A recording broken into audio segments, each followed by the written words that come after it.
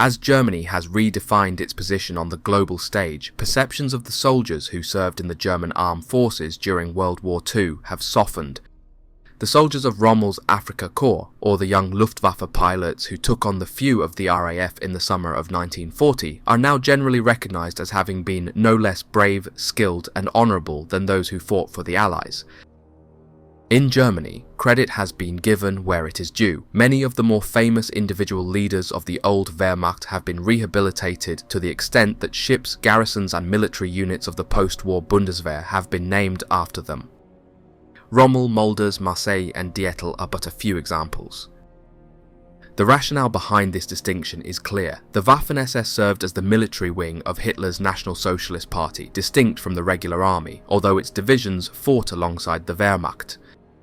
Originating from the same paramilitary organisation responsible for running concentration camps, policing ghettos, organising labour and executions, the Waffen SS.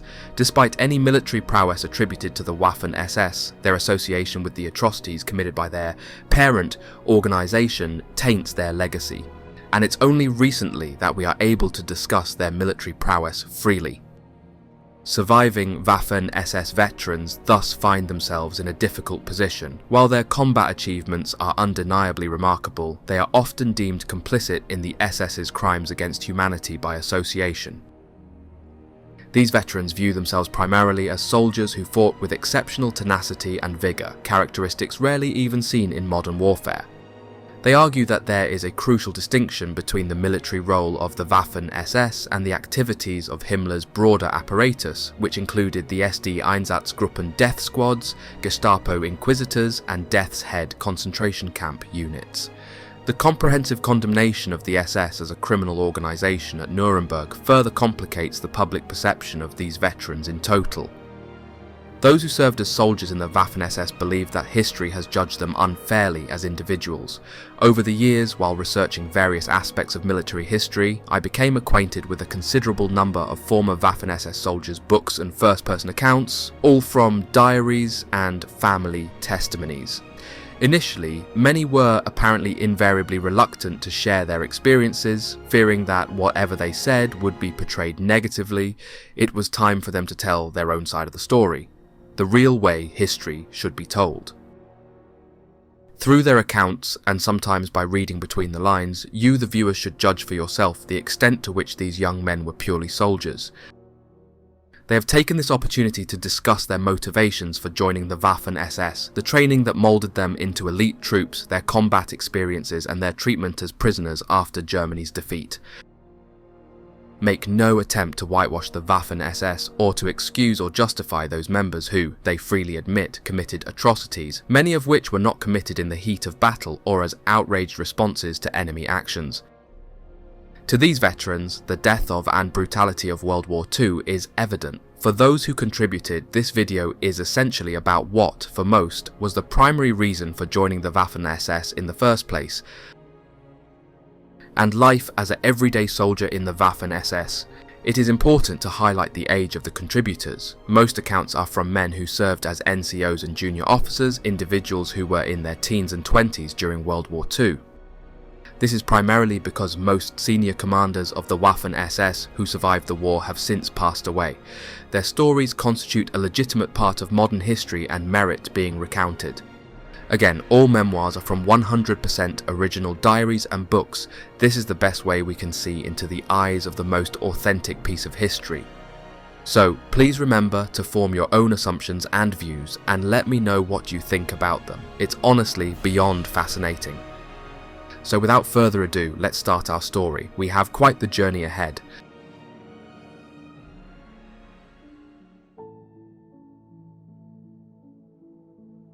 My motivation in joining the Waffen SS lay partly in my age. All my friends in school were a year or two older than me. At the age of 17, in March 1942, I passed my leaving exams. Because I wore glasses, the Luftwaffe wouldn't accept me, and nor would the paratroops. In the Hitler Youth, I had trained on infantry courses at Dobritz with the Infantry Training Regiment, and in Potsdam with 9 Infantry Regiment. But these courses only lasted a few days, or a week at the most. I was good at sports and physically very fit. So I decided I would be an infantryman.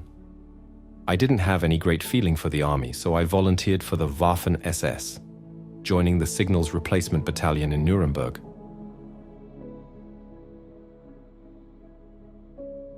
Political considerations may not have played a conscious part in the decision of many young Germans to volunteer for the Waffen SS. However, for the foreign nationals who volunteered to wear the field grey uniform of the Waffen SS, fervent anti-communism and pan-Europeanism seem to have played a much greater role. Many greatly admired the Germans and sympathized with National Socialism, but were nevertheless fiercely nationalistic. They had no desire to see their own countries absorbed into a greater German Reich, as Austria had been, but rather wanted to be partners with Germany in a new European order. As a Flemish nationalist with a great admiration for the Germans and as an anti-communist, I volunteered to work in Germany in early July 1940 to learn more about the country and its people. On the very day that war with the Soviet Union broke out, I reported to the Waffen SS to offer myself as a Germanic volunteer. Unfortunately, because I was only 5 foot 5 inches tall and the minimum height requirement was 5 foot 10 inches, I was rejected. This didn't put me off, though. I continued trying to enlist. In the end, in the summer of 1942, I was accepted into the Flemish Volunteer Legion. I served on the northern sector of the Eastern Front in the swampy terrain around Leningrad as a company runner. At school in Denmark, I served in a militia unit named Kongens Livjäger Korps, which roughly translated would be something like King's Own Rifles. It had been raised in 1801 to fight the English. When I was called up for national service, I chose the cavalry, after seeing the movie The Bengal Lancers. I started recruit training on 20 October 1937 in the Gardehusar Regiment. They were household cavalry and a real bunch of snobs. I must have pissed them off somewhat, because at the outbreak of war in September 1939, I didn't get the usual automatic promotion to second lieutenant. Then my service was cut short by the arrival of the Germans in April 1940. Our captain explained to us just exactly what the SS Verfügungstruppe and Waffen SS were. I also learned there was a sub-office of the recruiting department of the Waffen SS in Copenhagen. They hired soldiers for the SS Regiment Nordland. Having done nothing but soldiering, I figured it wouldn't hurt to ask. So I went in Sam Browne belt and spurs. They checked me out, found that I wasn't such a bad soldier after all, and offered me, for starters, my equivalent rank, SS Standartenjunker, and a chance to join the next officer's training course at the SS Junkerschule at Bad Tolz in Bavaria. By 25 April 1941, I'd signed my contract. When Operation Barbarossa, the invasion of the Soviet Union, started, all the Danish Nazis wanted to join the Glory Trail, and they started up the Freikorps, Denmark. I had already received my marching orders for SS Junkerschule Tolz, but at the last minute they were changed and I found myself in Freikorps, Denmark. I didn't mind that so much, but these Danish Nazis really pissed me off. I've never liked politicians. Together with pimps and preachers, I thought they were the lowest form of life. Whenever I voted, I went for the party that supported the military. Otherwise, I had no use for them. So much for motivation. Basically, I went to Germany because they treated soldiers right. I was a professional soldier, and I am damned proud of the fact that as a foreigner, I became an officer in one of the best divisions ever. And I have never rued or regretted what I did. As a young boy, we often visited very good friends of my parents in the east of Holland, near the German border. In 1935 or 1936, we went by car into Germany, as my parents and their friends knew of a restaurant where we could have a delicious dish of trout. It was a beautiful summer's day, and when we entered the little German town, there was a festival of some sort going on. There were swastika flags, banners, garlands, and flowers everywhere, and it looked lovely. I saw groups of Hitler Youth boys and girls marching and singing, and they looked so happy that I thought it was wonderful, until my father said to his friend, "Look at all these Nazi children. Isn't it terrible? They will all grow up to be no good." I just couldn't understand this. My family had always been anti-Nazi but not anti-German. When my father made that remark about those youngsters, whose happy singing and marching I thought was so wonderful, that was the moment I became pro-Nazi. The feeling grew, especially as I was always at loggerheads with my father, and culminated in my joining the Waffen SS. I became the black sheep of the family, but my mother, brother, and sisters kept writing to me. Once the summer 1940 campaign had subdued most of Europe, a potentially vast pool of manpower became available. Hitler permitted the SS to recruit suitable Aryan volunteers from occupied territories, as the army had no primary claim on them. However, the SS maintained strict racial criteria, passing over those deemed non-Aryan, such as the French and Walloons, to the army. Consequently, Danes, Dutchmen, Norwegians, Flemings, Swiss, and even a few Swedes soon donned the Waffen SS's field grey uniform. Following the invasion of the Soviet Union in the summer of 1941, recruitment surged as Hitler's crusade against Bolshevism drew many anti-communist young men. While not all recruits were particularly pro-German or anti-British, they harboured a deep-seated hatred for communism. As Germany's fortunes declined in 1942, recruitment in the occupied territories naturally became more challenging. Covert and later overt conscription into the Waffen SS became common, leading to a general decline in the quality of recruits. Initially, the Waffen SS divisions comprised volunteers who met stringent physical and racial criteria, although only a minority of Waffen SS soldiers likely believed in the extreme racial theories espoused by Himmler, Rosenberg, and other Nazi ideologues. Even the most dedicated might have felt a twinge of cynicism at the sight of East European Muslim volunteers, complete with traditional fez headdresses, praying towards Mecca. This starkly contrasted with the master race ideal for which they had fought so ardently. Personnel from the Kriegsmarine without ships and Luftwaffe airmen and ground crew without planes were drafted into the Waffen SS to fill the gaps. Regardless of their origins, unit pride and a legendary bond of comradeship persisted among Waffen SS soldiers until the war's bitter end.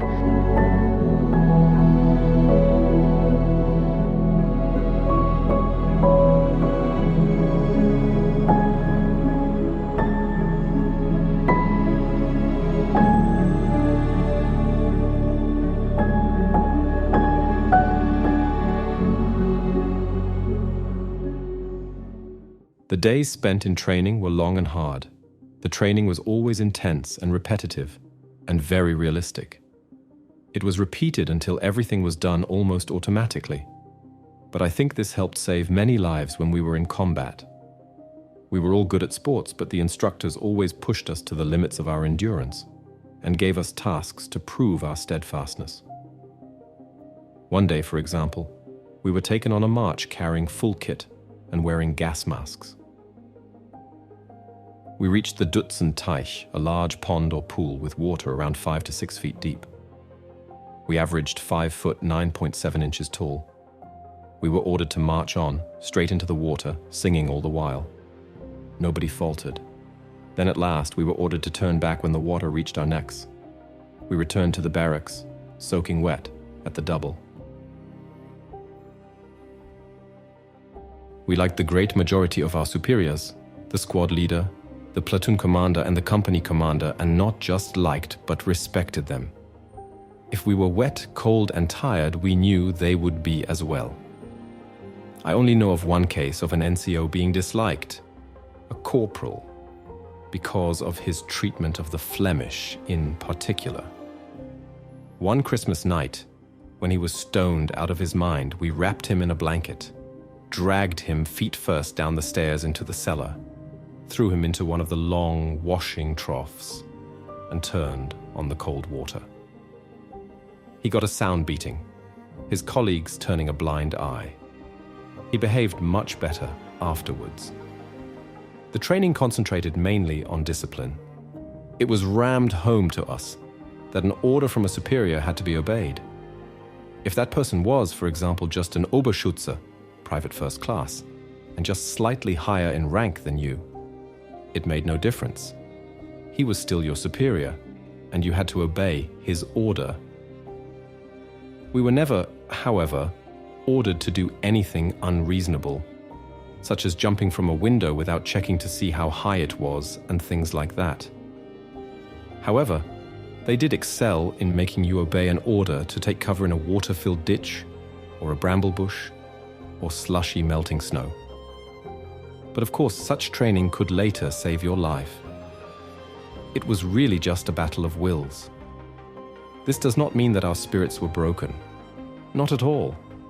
It merely meant that when an order was given, it was carried out. We once had exercises on a field that had been flooded and frozen, then partly thawed out, ideal for their take cover drill. At first, everyone tried to keep dry by supporting themselves on their toes and hands. Then, as they got more tired, their elbows and knees. Eventually, we realized how futile it was not to obey the order properly. We began throwing ourselves completely down. We even began to enjoy ourselves, aiming for the NCO every time we had to dive for cover and try to topple him. With luck, we would succeed, and the other NCOs who had kept dry would be grinning. Cleaning things was something special. If they told you that your room, your rifle, or your uniform had to be clean, they meant clean. On a Saturday morning, we usually had our major cleaning exercise. It started with all the lads on hands and knees scrubbing the long stone corridors and stairs. That done, and to get it to their satisfaction could mean doing it 2 or 3 times over, we started on our own rooms, moving beds and wardrobes, scrubbing the floor and dusting every ledge or shelf. The windows were polished with damp newspapers. After that, the inspection. Our weekend pass depended on the outcome. Not only were the rooms inspected, but also each soldier, his bed, bedding, and wardrobe contents. The only item not checked was one's personal haversack, in which we kept private items such as writing paper, photos, letters from home, and so on. I soon found it was easier to keep 2 sets of some items, such as toothbrush, comb, safety, razor, handkerchief, and socks. Brand new ones could be kept in the wardrobe ready for surprise inspections, and used ones could be stuffed into the haversack. Once, during an inspection, a matchstick was found down behind the leg of a wardrobe. Nothing was said at the time, but that night, at about 2300 hours when we were all fast asleep, there was a call-out with full pack. We were ordered to bring 1 blanket as well. When we were assembled and ready, 4 men were ordered to carry the blanket, 1 at each corner with the match in the center. We then marched for about an hour and then had to dig a hole exactly 1 meter by 1 meter by 1 meter and bury the match. Next morning it was back to normal as if nothing had happened. At Bad Tölz we had passed the first course and become Standartenoberjunkers, officer cadets, with substantive rank of warrant officer. Somehow one of the instructors had a heated argument with one of our Danish comrades. The discussion was over the forced union of European countries with Germany. The argument developed into something more serious than just a difference of opinion between 2 persons. We all became involved. It was clear that a lot of Germanic volunteers felt that in no way should their countries be taken over by Germany. Feelings were running high and a gesture was deemed necessary. That same evening, nearly all of the foreign officer cadets had sewn their country's national arm badge on their lower left sleeve. Normally only a few wore their country's badge. Most wore nothing, or just the regimental armband. The following day there was no reaction from our instructors or staff. No one complained. no one inquired or questioned us. But a few days later, the officer who had had the argument was transferred to a frontline unit.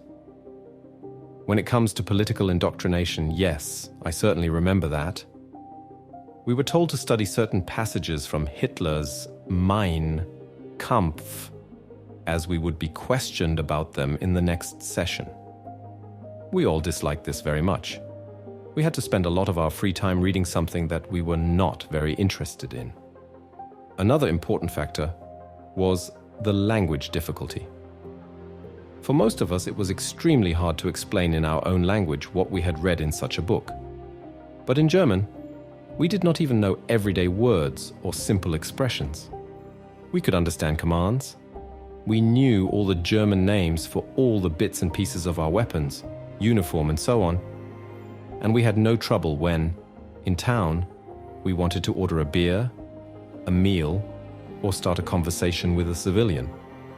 But our vocabulary literally did not stretch to political arguments. At Bad Tölz, this Weltanschauung, philosophy of life or political schooling, was of course also carried out. Our instructor was called Weidemann. He, too, used Mein Kampf, but went much deeper into it. Again, we didn't like it much, but it did provide some lighter moments. In our room of 8 Junkers, officer cadets, we had a Dutchman from Nijmegen called Franz Goedhart. He was already an SS staff sergeant and had the Deutsches Kreuz German cross in gold. We never knew exactly what he had done to earn it. Every evening when we were having to do our homework, he would manage to go out on the town. Always just at the last minute, he would return, ask what had to be done for the next day, then just read through his notes and go to bed. Next day, he was never lost for the correct answer. Our instructor would assign one of us to represent an enemy, a communist, for example, while he was the NSDAP, Nazi party member, ready to defend the party and the fatherland. Normally, he would argue us into a quick defeat. However, one day he told Goedhart to be an English newspaper reporter. The debate was won hands down by Goedhart, and Weidemann almost completely lost his temper and made a proper fool of himself.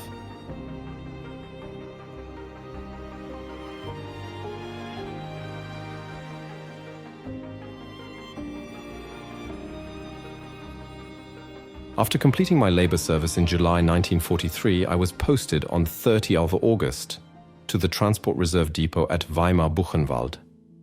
Waffen SS uniforms were processed through distribution centers that were co-located with concentration camps, such as Buchenwald, Ravensbrück, and Dachau. Both free and camp labor was used for the manufacture of uniforms and insignia, and was kitted out there. After 3 weeks or so, we were sent to Beverloo in Belgium, where some of us were allocated to the Pioneer Combat Engineer Battalion. I was posted to 11 Company, 3rd Battalion, SS Panzergrenadier Regiment 25. After a short period, I was transferred to 9 Company. As they needed instructors, I was a former Hitler youth leader and had completed my labor service. I was made leader and instructor for 3 Squad. At the end of October, 9th Company was amalgamated with 16 Company, with only around 30 men left over to form a nucleus for 14 Company.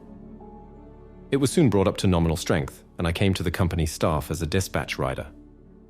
As soon as training began, I received training on 20mm guns, which were not towed by vehicles, but moved by manpower or by dismantling them.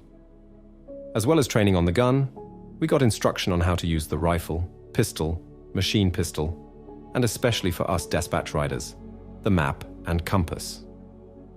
During this time, we also took our oath. After the arrival of our vehicles, driver training started, which we were put through as quickly as feasible.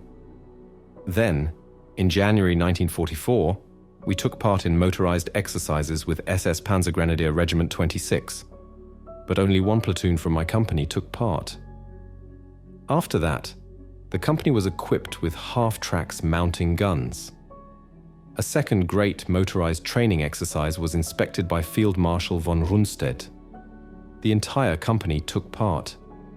It included tanks, artillery, grenadiers, and so on. Afterwards, Panzermeier, Kurt Meyer, our regimental commander, fell in the company and congratulated us on our first symbolic victory. A Fieseler Storch, a single-engined light transport aircraft, had been hit by the wad from a practice round and was damaged. Thereafter, we moved to Espernay, France, for training in anti-aircraft tactics. The shooting was excellent, and we were often congratulated by the Luftwaffe. After this, it was back to Beverley, where after a couple of weeks I was finally posted as a dispatch rider to the regimental headquarters staff. Our confidence was overwhelming. We had an arrogant pride in ourselves, an immense esprit de corps. I always felt better than any Wehrmacht soldier. I wasn't, of course, but I felt that I was. So much is said about the special comradely relationship between officers and men in the Waffen SS, but I have to say that it wasn't always so. In the Reichsführer SS division, for example, I didn't even know that SS Gruppenführer Max Simon was my divisional commander until after the war had ended. Sometimes we didn't even know who our company commander was. And old allegiances died hard. In France, for example, some of the NCOs who had come from the Totenkopf division built themselves a mess with a bar. They made it abundantly clear that we young soldiers were not welcome there. Nevertheless, we were all united when it came to our creed. I remember one time, a corporal had deserted. He was recaptured and sentenced to death. They called for volunteers for the firing squad, but only accepted volunteers from the older soldiers in the unit. We younger ones were rejected. I can remember that we were very disappointed at not being chosen. In the fighting around Caen, France, after the Allied D-Day landings in June 1944, my platoon was attached to I Battalion, and the other 3 platoons were used to help stabilize the front near Caen. They were dug in without infantry support, the crews of the armored personnel carriers and their gunners, between 3 Battalion and 16 Company, together with the command post. Behind the 20mm guns, the bigger 88mm guns were dug in to fulfill a ground combat role. On the evening of 7th July, heavy artillery fire began to fall on us. On 8th July, I could only find 1 man from these 3 platoons who had made it back alive. Among other things, he told me that SS Hauptscharführer Grabsch received a bullet wound in the chest, but just bandaged it himself and refused to be taken to the rear for treatment. He insisted, "I'm staying with my lads." He was the oldest in the company. A little later, he was shot dead. Earlier on 5 June 1944, a deserter was shot in front of our whole battalion. Panzermeier said, "German mothers bore their sons to fight, not to betray the fatherland." Such attitudes may seem superficial, but it is difficult to appreciate from a distance of 6 decades and from an entirely different political and cultural tradition how central the military was to German society. It really did take precedence over every other institution in the land. And the Nazis had played cleverly on the face-saving, almost universally held myth that in 1918 the German army had been stabbed in the back by Jews, liberal and left-wing politicians and profiteers at home, rather than the truth, that it had been defeated by the Allied armies at the front. Whatever reservations the generals might have had about the Nazis, and they had many, most ordinary Germans were delighted at Hitler's restoration of the military status and the decision to rearm Germany. However, there is no escaping the fact that the Waffen SS was the armed wing of the Nazi Party, not of the German state. But by 1940, it was virtually impossible to tell the difference, especially for a young person whose formative years had been immersed in Nazi ideology. From 1933, everyone was subjected to Nazi propaganda. much of it was specifically and purposely directed at the younger generation. One can only conclude that what to an outsider would have seemed like political pressure became, for those maturing under the regime, entirely normal. The process started in school. In April 1934, Bernhard Rust, a fanatical devotee of all things Nazi, was appointed Reich Minister of Science, Education, and Popular Culture. He had already boasted that in the equivalent post in Prussia he had liquidated the school as an institution of intellectual acrobatics. Germany's schools were taken from under the wing of local authorities and put in Rust's charge. Teachers were obliged to join the Nazi Teachers League, whose task was to execute the ideological and political coordination of all teachers in accordance with the National Socialist doctrine, and were retrained in the party's principles, with a heavy emphasis on Hitler's racial views. Jews were forbidden to teach, a fact that could hardly have gone unnoticed by their pupils. I had already gained a very favorable impression of the SS from seeing the Leibstandarte SS Adolf Hitler during parades in Berlin before the war. In their impressive uniforms and with their impeccable drill, they looked very smart indeed. In fact, all branches of the military looked first class in their walking out uniforms even long before the war. Clean, well-behaved, and very smart. I believe that every young man who was accepted into the Waffen SS was very proud of this achievement. In my muster group, there were some 500 young men who were prepared to volunteer for this elite force, but only 28 were of a suitable caliber. Merely being accepted was already a great honor, because the selection procedure was so rigorous. And for us, it fulfilled our military service obligation. In our regiment, and also in our own company, there were 2 soldiers who were caught stealing from their comrades. Both were sentenced to death and were subsequently shot, and afterwards the entire company marched and trampled over their graves. That was the price one paid for stealing from one's comrades. My most enduring memory of the Waffen SS was the spirit with which we were all filled. We were all just around 18 years old and our officers just 20 to 30 years old. Our divisional commander, SS Brigadeführer Heinz Harmel, was then just 38 years old. The troops never addressed him as Herr General, just as Brigadeführer. It was this spirit of equality which made us all feel so proud. But you know, the best example I can give of the comradeship in the Waffen SS in fact occurred just recently.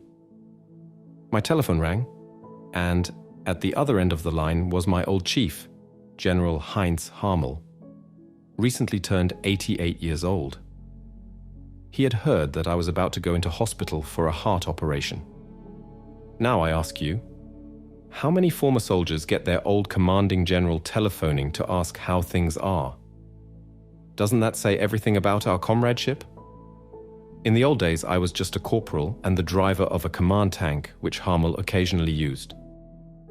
While on holiday with my family in Germany, I passed the house of former SS Brigadeführer Heinz Harmel, my old divisional commander.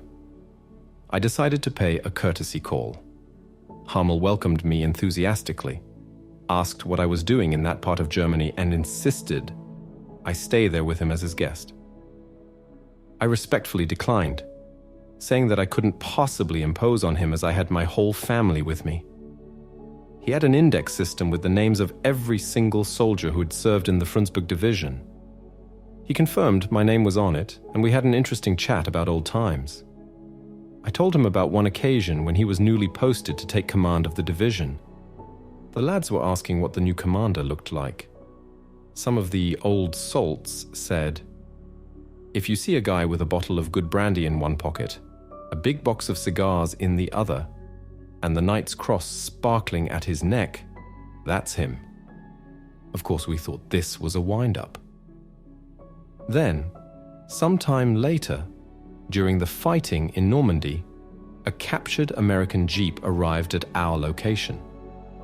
Out got this big chap, a bottle of brandy sticking out of one pocket, a big box of cigars sticking out of the other, and a Knight's Cross at his neck. He He wasn't dressed in a general's finery, no riding breeches or polished jackboots, just baggy trousers and hob-nailed ankle boots. That was Harmel. A real soldier's soldier, no airs and graces, and he would do anything for his men. It's no wonder they would follow him anywhere and do anything he asked, even today, 50 years or so later.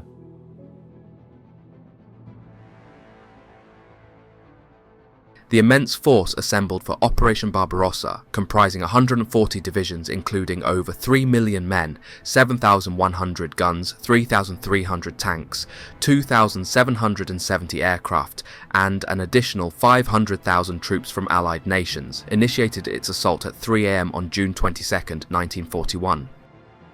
The offensive was divided into 3 army groups: Army Group North targeting the Baltic states and Leningrad, Army Group Center advancing through Soviet-occupied Poland towards Smolensk and then Moscow, and Army Group South striking through southern Poland towards Ukraine, the oil fields of the Caucasus and Crimea. The Waffen SS divisions were distributed among these groups, the Totenkopf and Polizei divisions with Field Marshal von Leeb in Army Group North, the Das Reich division under Field Marshal von Bock in Army Group Center, the Leibstandarte and Viking divisions with Field Marshal von Rundstedt in Army Group South, and Kampfgruppe, Battle Group Nord in Finland with General von Falkenhorst. In the initial weeks of the campaign, the Germans experienced significant success. The Red Army in Poland was disorganized, uncoordinated, and lacked a cohesive strategy to counter the assault, a situation worsened by Stalin's refusal to acknowledge diplomatic and intelligence warnings of an imminent invasion. During the initial attack, 4,000 Soviet aircraft were destroyed, many on the ground. By the end of September, Axis forces had encircled Leningrad, advanced to within 200 miles of Moscow, and broken the Soviet front south of Kyiv, capturing over 500,000 prisoners in the process. The Waffen SS recorded several notable victories during the advance. The Totenkopf division fought fiercely through Dvinsk and Opochka before entrenching around Leningrad. In the centre, Das Reich played a crucial role in capturing Gorky, securing the left bank of the river Yelnya and repelling an attack by 11 Soviet divisions. In September, Das Reich captured Soznitsa and assisted in the German conquest of Kiev before being reassigned to Operation Typhoon, the assault on Moscow. Despite facing fierce resistance and harsh weather, Das Reich advanced to within 11 miles of Moscow's outskirts. In the south, the Leibstandarte division entered combat on June 27th. It demonstrated its offensive prowess by capturing Moshkov, Miropol, Shepovka, Zhytomyr and Cherson after intense house-to-house fighting, before receiving a brief rest in late August. This respite was short-lived, as between September and November, the division was once again engaged in brutal battles, continuing to support the German advance.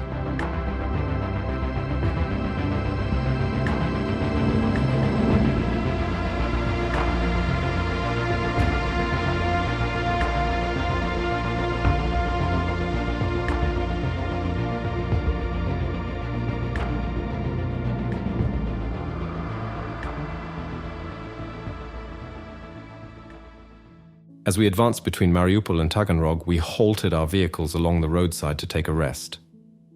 A recce patrol was sent out and soon spotted Russian troops moving past us, heading west. Perhaps they hadn't realized we had already overrun their positions, or were trying to get around behind us, an attack from the rear. Though, I don't think this was the case.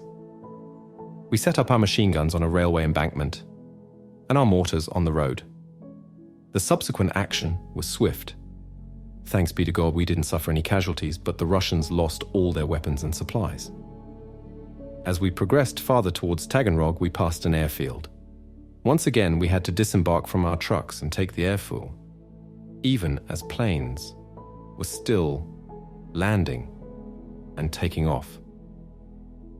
When we eventually reached Taganrog, our task was to capture the harbour and harbour installations. Together with the radio station, which was on a higher area of ground near the harbour, we stormed the installations. As we burst in through the door, the Russians ran out the back. They had destroyed the radio antenna and the floor was awash with mercury from the smashed equipment. A large ship was trying to leave the port but was sunk by our 80 mm flak guns. I can remember seeing it still lying there in the shallows in 1942, just before we returned to France. From Taganrog, we moved farther east before halting and digging in. We lay there for about 3 weeks. We were widely dispersed. We had a large plain to defend. I lay with my telephone equipment between the company command post and the 3rd platoon. It rained constantly, and the enemy bombarded us with artillery every day. We always anticipated an enemy assault, but it seemed it would never come. Then one day, a shell landed right on the edge of my foxhole and blew my telephone and my hand grenades into the air. Because of the blast and the impact, I could hear nothing. I began to wonder if I had been killed, but I was only stunned. My telephone was no more, but I was still alive, which was the main thing. Our losses had been rising steadily, and we needed every man. After this artillery barrage came the enemy infantry. Our ammunition was running low, and we had to make every shot count. We lay there with bayonets fixed, waiting for the enemy. Then suddenly they appeared, but they were holding their hands up high, surrendering, not attacking, and shouting to us not to shoot. They had had enough. We could see their political commissars behind them running away. We fired at them, but they were too quick. I think on that day both sides were just happy to have survived. By 17th November 1941, we were ready for the attack on Rostov. The attack began early in the morning of 20th November. It was originally intended that the assault would begin at 0500 hours, but the fog was so dense it had to be postponed. At 1100 hours, the reconnaissance section went off first. Then about 20 minutes later, the infantry, supported by tanks from the army. They said later that they had never seen an attack like this. Usually when the tanks stop, the infantry dig in. When these tanks stopped at the anti-tank ditches at Rostov, we just kept on advancing. As we advanced, our ammunition trucks followed us. The pioneers had made sure they were able to cross the anti-tank ditches. By the next day, we had penetrated into Rostov itself. As we advanced, we had to cross the area around the railway station. Our task was to capture the railway bridge over the river. This was also the task of SS Hauptsturmführer Springer and his company. As we came to the railhead, we could see an armored train with 2 locomotives just about to depart. I got to the railhead just as the train pulled out.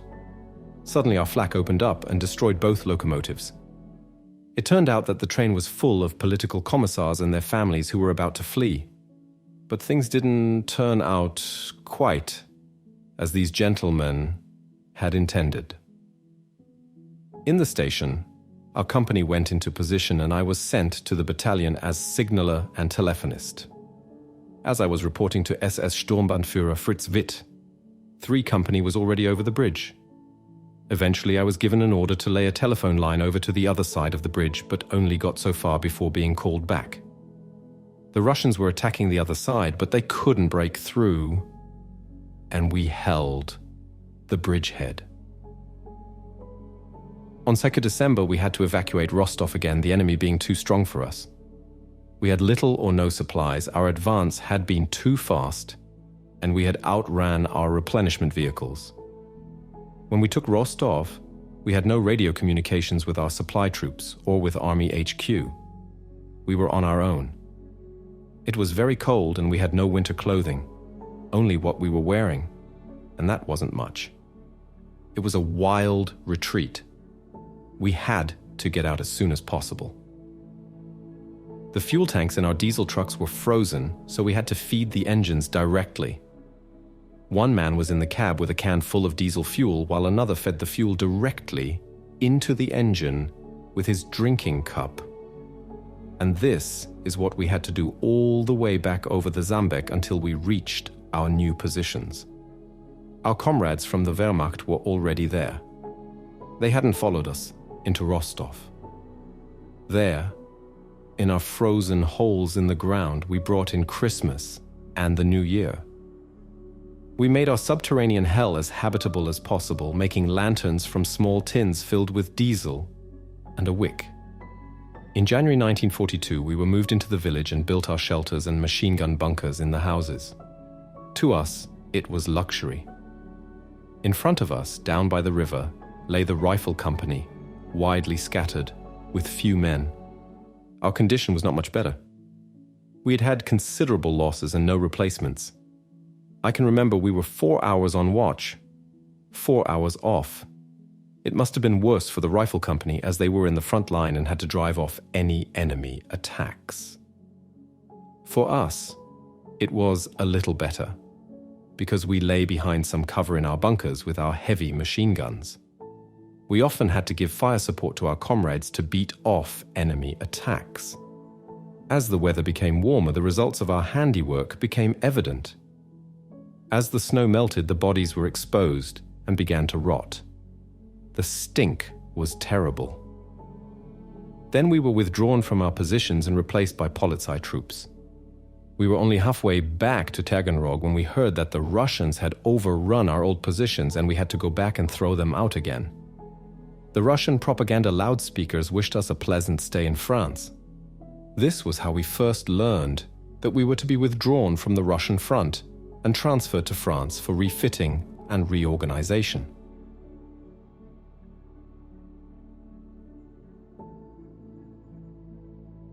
On the morning of 26th February 1942, we were warned that the Russians had broken through our lines and were attacking the supplies.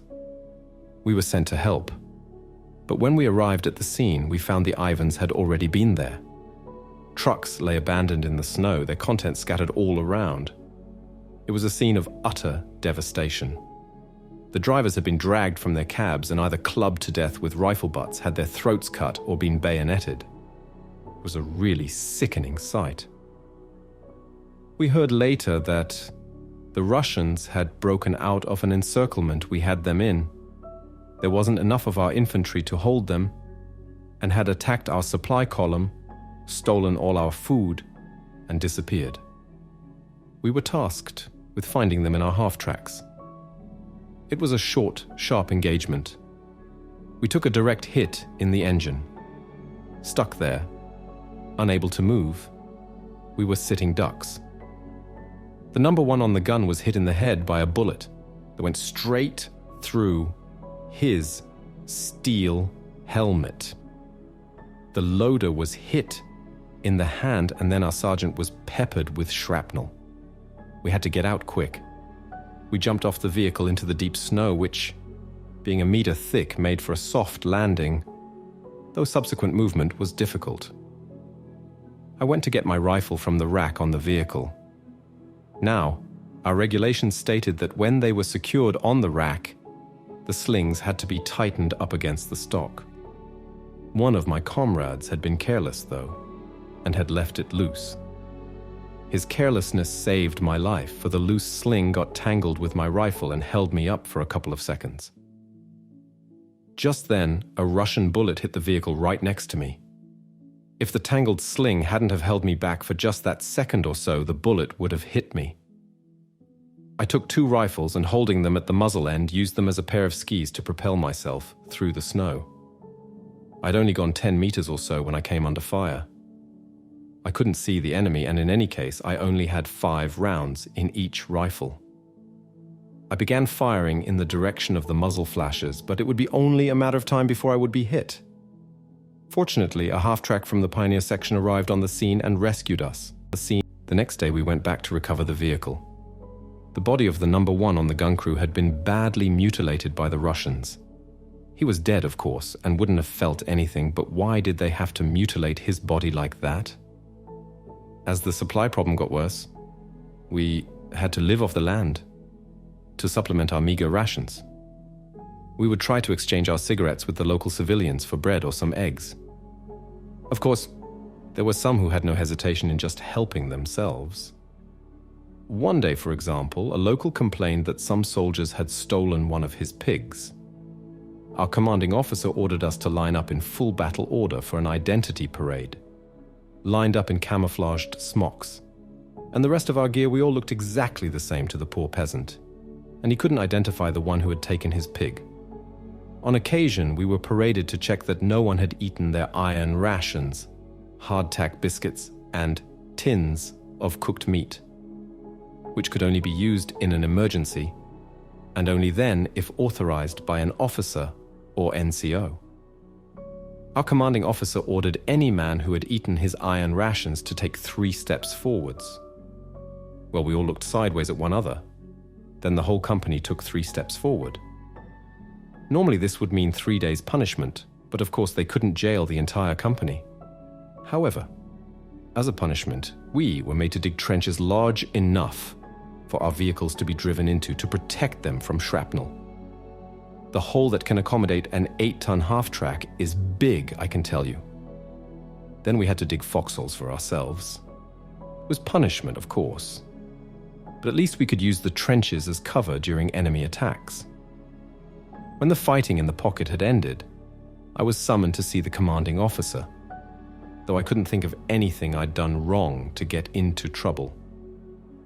We had already been punished for eating our iron rations. When I got there, he asked, "Volkner, when did you last have some leave?" I replied that I hadn't had any leave yet. It wasn't punishment at all. Far from it. I was going home on leave. It all happened so fast I didn't have time to write and tell my parents, so they got quite a surprise when I turned up. My mother was also quite excited about my ration cards and suggested that we go out straight away and find a butcher to buy some pork. Pork. I wouldn't have cared if I'd never seen pork again. I had been one of those who had scoffed all the pork from that stolen pig. The workshop supervisor had a German shepherd dog, which sat at his desk and never took its eyes off me or the BMW motorcycle. He had turned up just 2 days after the brigade had moved out. Then I remembered that someone on the brigade staff had such a dog, so I asked the senior doctor if I could take the dog, called Rex, along with me. He agreed, and so, on 15th of August, I set off behind a truck towards Latnaya and the railway station. There, the motorcycle combination was loaded onto a flat car behind an assault gun. On 18th of August 1942, our train finally reached Kursk. My vehicle was unloaded, and at the commandant's office I was told that I should get a train to Kiev next, but the next one wouldn't be for a couple of days. First, I had to report to the movement's office and have my papers stamped. There, I heard to my astonishment that I would have to have travel papers for the dog also so that I could draw rations for him.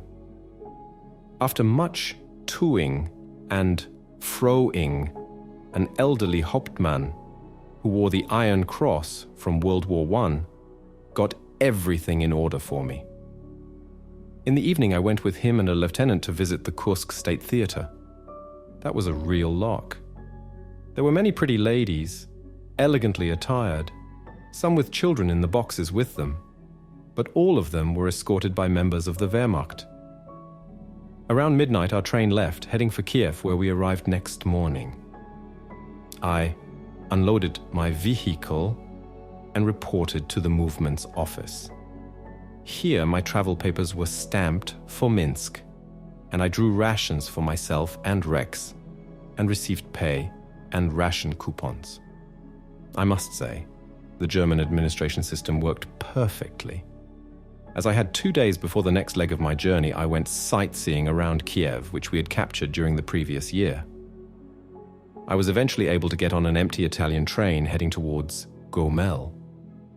There, I was able to exchange some bread with the Italian escort personnel for some tomatoes.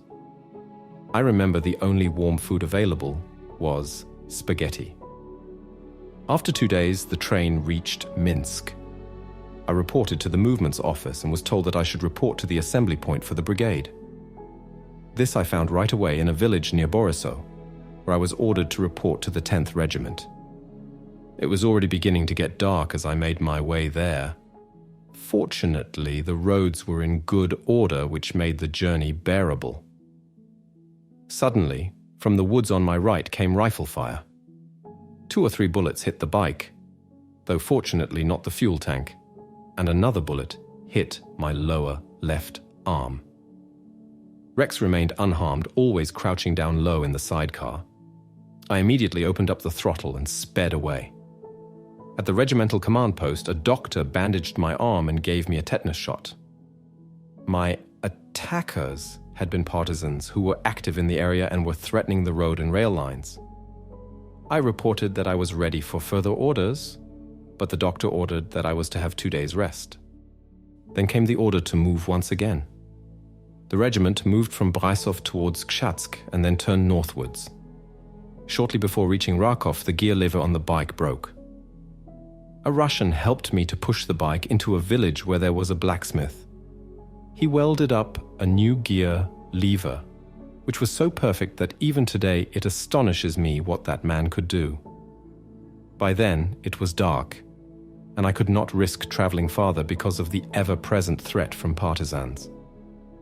I gave the blacksmith bread and tobacco as payment. His wife wouldn't take me into their house as their younger sister lived with them. She could have thought I would molest the girl, or it might have been the lice I was infested with. We had to smear ourselves with zinc ointment to get rid of these little pests. Next morning, I joined a column traveling to Ivyenyez. There I met our liaison officer who said the positions of 10 Regiment had changed, and we were to report once again to the brigade. They were very pleased by our sudden appearance. Rex and his master, an orderly officer, greeted each other with great excitement, and I was given a flask of cognac and some cigarettes for looking after him. Strangely enough, though, over the following days, the dog would travel only with me. In the first half of September 1942, while driving the combination through a wood, the cable to the battery broke. There, we stood, the dog and I, not knowing what to do. After a few minutes, I heard children's voices, and then a group of young boys and girls appeared and stood staring at us. I realized there must have been a village in the area and asked the group to give us a push to the settlement. That was great fun, and the adults in the village didn't seem the least perturbed to see a motorcycle and sidecar with an SS Sturman steering, the children all pushing, and a German shepherd dog sitting in the sidecar. The Burgermeister had been summoned and appeared, an elderly man, to greet me with the words, "Guten Tag, lieber Mensch." No one was more surprised than I. I got off the bike, shook his hands, and asked him how he came to speak German. He laughed and told me that he could speak German, Polish, and Russian. In 1914, he had taken part in the Battle of Tannenberg and was captured. The Battle of Tannenberg took place in August 1914 during the opening stages of World War I. The Russians, with 300,000 men, attacked a German force of similar size. However, the Russians were caught in a massive double envelopment on both flanks and suffered accordingly, losing 30,000 killed or wounded, 92,000 taken prisoner, and 400 out of their 600 artillery pieces. He ended up working on a farm in the Saarland for 5 years and said that he was treated well during his enforced stay. He ordered a young man to load my bike onto a cart and took me into his house. There, using chalk, he sketched out the position of his village and a small town that, according to him, was just 10 kilometers, 6 miles away, and contained a German unit. First, however, he insisted we eat. A huge pan of ham and eggs and some vodka was produced. I saw some of the men begin to roll cigarettes using newspaper and makorka tobacco. I beckoned them over and lay a pack of tobacco and cigarette papers on the table and indicated that they should help themselves. I ate and drank my fill. I asked the Burgermeister if there were any partisans in the area. He said that there would be no partisans so long as he was there. Only long afterwards did the ambiguity of his words strike me. The younger men took me to the larger village where the German unit was. It was a company of Schutzpolizei.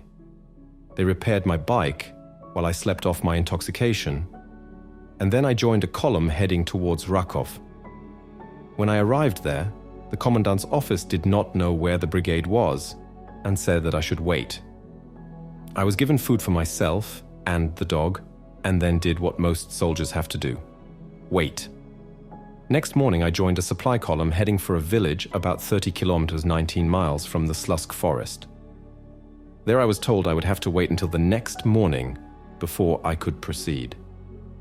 Because of the danger from partisans, movement was allowed only during the day and in columns with sufficient firepower.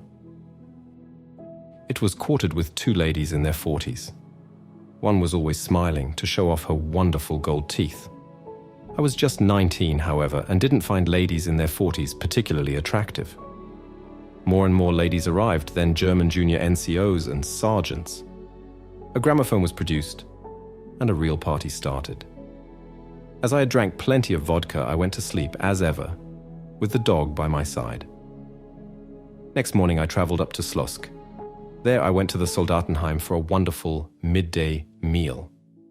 I remember it well. Spaghetti with goulash. As no other columns were traveling farther, I would have to go on alone. In the meantime, I had armed myself well. I had my pistol, my rifle, and also a wonderful Finnish machine pistol. A superb weapon. I also had some egg grenades and stick grenades, stowed away so that they could not be hit by any stray bullets. I was a traveling arsenal.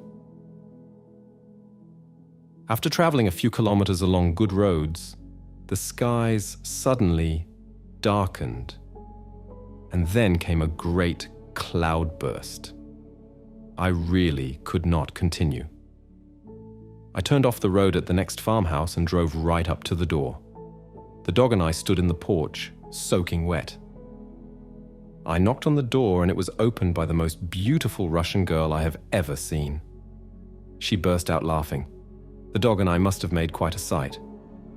She gave me hot milk and I was able to dry my wet clothes.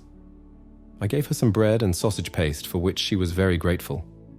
She spoke a little German, and I gathered there had been a German signals unit quartered in the house and that it was now in Slusk. She had a photograph of all the unit's NCOs which the men had given her. She gave it to me as I stood in front of the oven drying myself. When I took a closer look at it, I got such a surprise I nearly fell in. There, in the front row, stood my old friend Heini Schmidt from Cologne, who had led the Hitler Youth when I led the German Young People's Troop. That was a real joy. And the girl also seemed genuinely delighted that I had found an old boyhood friend here in the vastness of Russia. I said my goodbyes and was on my way in a few minutes, promising that I would call in again if I passed by. Within a few minutes, I was at the barracks in Slusk, where the signals company was based. I got directions to the room that Schmidt shared with two other NCOs. His face was quite a sight when he saw me. We had plenty to eat and drink. It was an amazing coincidence that that cloudburst had happened outside that particular house. Next day, I stopped off at the girl's house to tell her my news. As it was beginning to get late, I stayed the night. We were like brother and sister. She boiled and cleaned all my underwear, which was full of lice. I put on zinc cream to combat the lice and re-bandaged my wound, which was beginning to suppurate. Next morning, I joined a column and eventually got back to my brigade. Because of the lice and my wound, I was immediately sent to hospital. I was in a very poor state. Things improved a bit after that, though. At the end of October 1942, after recovering, I managed to get some recuperation leave. I rejoined my own unit as we were preparing to go into action at Kharkov. We had taken one area after heavy combat. Then it was retaken by the Russians. Then we pushed them out again. There seemed to be no end to the fighting. We had to take this ground 3 times, hoping on the last time that we had secured it for good. However, our guards were surprised by the enemy in the night and the positions overrun. My section's escape was quite cunning. We had watched the Russians approach from the house we were in and decided to try to outwit them rather than outfight them. We had an interpreter with us, and he shouted out an order to us in Russian, whereupon we opened the window, leapt through it, and ran off. I think the Russians were very surprised as we came through the window and ran past them. Luckily, it was just one solitary Russian unit. Although we were unfortunately pushed out of this village, we only suffered a few minor casualties. Then we went into our preparatory positions for the assault on Kharkov. To me, it seemed as if everything was going quite well, but that was not the case, and we were forced to withdraw with heavy losses. The High Command was not prepared to let happen at Kharkov what had occurred at Stalingrad. The renewed attack on Kharkov started on 18th of February and ended on 18th of March, 1943. The Leibstandarte and Das Reich divisions made their attack on the city itself on 6th of March, and within a couple of days we had penetrated the outer defenses of the city. The Russian resistance stiffened, however, and we were involved in heavy street fighting. As we entered the suburbs, I was sent back as a messenger to request more ammunition supplies. As I made my way back, I came to a fork in the road. I had to make a decision which way to take, left or right. After a moment's hesitation, I took the right fork. I went along this road for a couple of minutes, and then hesitated when I saw soldiers in the distance who didn't look German. They also halted. They waved at me to come over to them, and that made my mind up. They were Russians. I took off as fast as I could and made my way back to the fork in the road. I eventually reached the supply unit and reported to the Spice, Slang, Sergeant Major. I told him I had seen some Russians. This caused quite a stir. They were only a few kilometers away from our supply units. I returned to my unit in the evening along with the ammunition supplies and a driver. By the time I got back, my unit was involved in heavy house-to-house fighting. I recall one block of houses we had to clear. An SS Oberscharführer was in front of me as we sprinted up the stairs. He disappeared through a door. When we caught up to where he had been, the door was shut, and there was no sign of him. We cleared the block, but he had completely vanished. He was probably captured by the Russians. We never saw him again. After Kharkov had fallen, we moved to Olkany. After a few days, we were allowed back into Kharkov to the Soldatenheim, where we could be deloused and have a good wash. After a fine meal, we could go to the cinema or the opera. I went to see Boris Godunov. The advance continued towards Belgorod. I can remember one incident, as if it were yesterday. We were on a reconnaissance mission and all was going well until we advanced up a hill and found a Russian artillery piece at the top. The crew were not at their gun, and so we scarpered quickly before they had time to fire at us. I was in a motorcycle and sidecar combination. The driver managed to stall the engine and couldn't get it restarted. We ran to another vehicle and were given a lift back. I was particularly annoyed because I had left my camera in the sidecar. So on the next night, the driver, another comrade, and myself went back under cover of darkness on another motorcycle to retrieve it. We stopped before we reached the hill and went the rest of the way on foot. We crept along the ditch at the side of the road and finally saw our motorcycle exactly where we had been forced to leave it. We crept up to it, and it started on the first kick. The Russians opened fire, but we made it safely away. The motorcycle and my camera were safely recovered. The whole battalion now moved forward.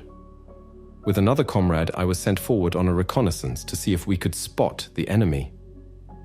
We eventually stopped by a haystack from where we had a good view of the terrain. We made ourselves as comfortable as possible but remained watchful and alert.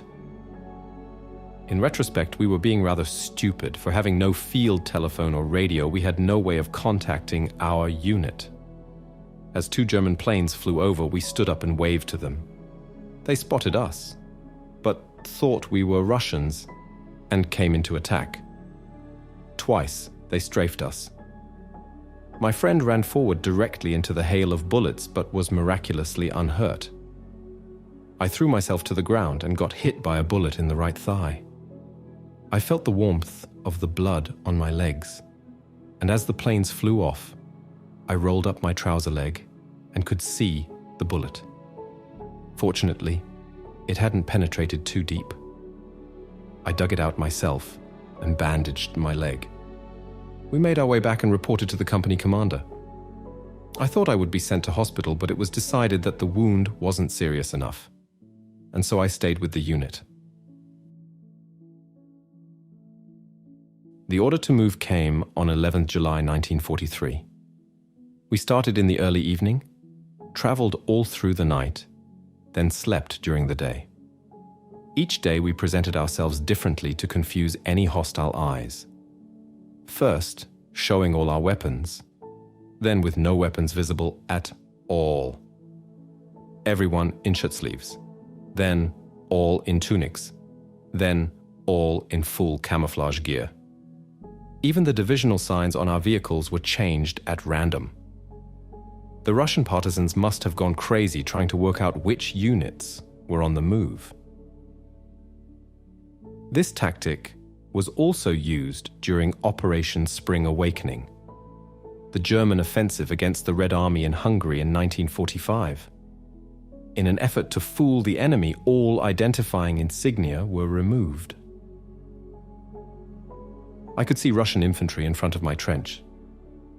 At last, we arrived at our destination and deployed into small units. When that happens, you don't get a clue what happens to the others to your left or right.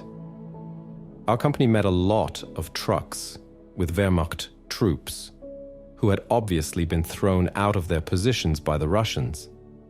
As we advanced, we soon had to stop using the trucks because of enemy gunfire. We got out and started to walk.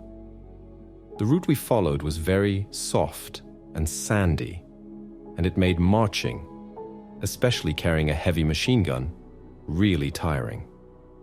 I was exhausted when our commanding officer caught up with me and carried my machine gun for a while to give me some relief. All the time, he encouraged us to keep going at a fast pace, because we were needed urgently. We finally occupied the lost positions again and had some peace and quiet at last. The positions we had just retaken were marvelous. Well-made trenches and bunkers. The Russians must have attacked in some strength and very suddenly, because in the bunkers we found loads of unopened German parcels and enormous amounts of equipment and supplies. We had a good time kitting ourselves out in new socks, underwear, and so on. In the middle of this paradise, a messenger from Company HQ arrived with the message, "Monk and his number 2 report immediately to HQ." I was furious, having to leave all those goodies and all that food to go back to the commanding officer. When we arrived, we were told to take up a position in a trench and protect the HQ. That was around 1500 hours. At about 1700 hours, a prisoner was brought in who told us the Russians would attack with tanks in the early morning of 19th of July. He was right. It was soon clear that their attack was succeeding because I could see Russian infantry in front of my trench, moving from right to left.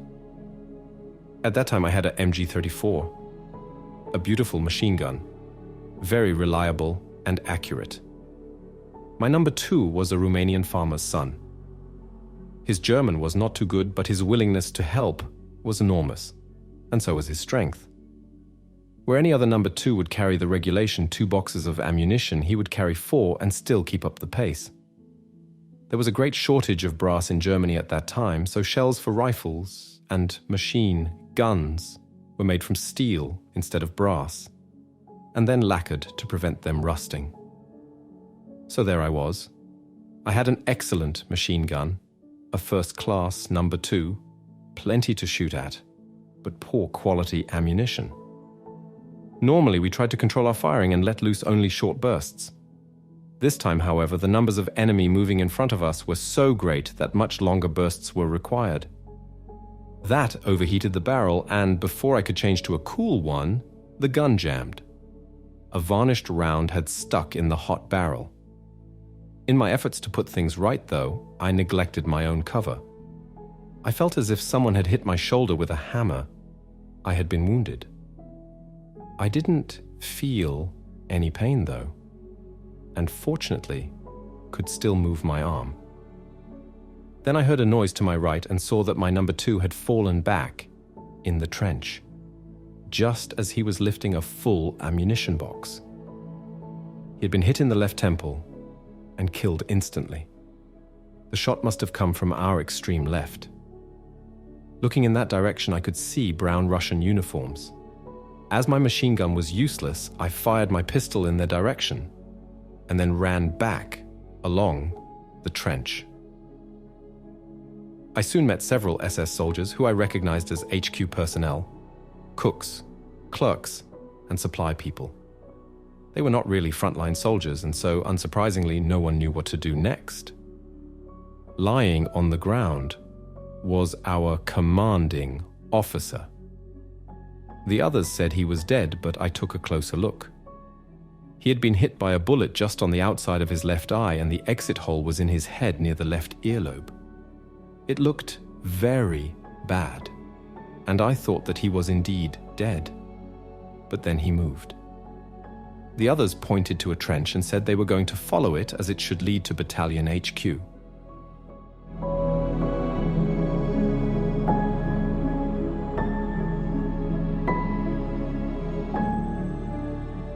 Hitler and the German High Command were well aware that the Allies would eventually open a second front in Europe, anticipating an invasion of France in the spring or early summer of 1944. However, they were uncertain about the exact timing and location of the invasion. A massive Allied deception campaign featuring fake radio traffic and large amounts of dummy equipment effectively convinced the Germans that the primary assault would occur at Calais. Consequently, even after the Allies landed in Normandy on June 6, Hitler remained convinced that a larger invasion was imminent farther east and kept substantial forces in reserve to counter this expected threat. The success of the initial assault and securing the beachhead was largely due to the Allies' overwhelming air superiority. The key to the invasion's eventual success lay in maintaining a steady supply line as the front expanded both east and west. To achieve this, the Allies planned to capture Caen on the left, while US forces aimed to take the Cotentin Peninsula and the port of Cherbourg on the right, eventually driving to Brest on the coast of Brittany. Throughout this period, Allied air power played a crucial role in disrupting German troop movements and supply lines, preventing reserves from reinforcing the front. The German strategy for defeating the invasion involved massing forces against the Allied troops once they were ashore and driving them back into the sea. An alternative plan to halt the invaders on the beaches was dismissed. Despite being taken by surprise by the timing and location of the Normandy invasion on June 6, 1944, German reserves quickly moved to block the Allied advance. Among these reserves were several Waffen SS divisions, comprising troops seasoned in the brutal Eastern Front battles. The Waffen SS panzer divisions that participated in the Normandy battles brought invaluable and hard-earned combat experience, many having survived the epic tank battle of Kursk.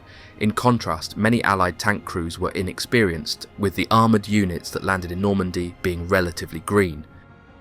However, not all German units were equipped with the formidable Tiger, Königstiger, King Tiger, or Panther tanks.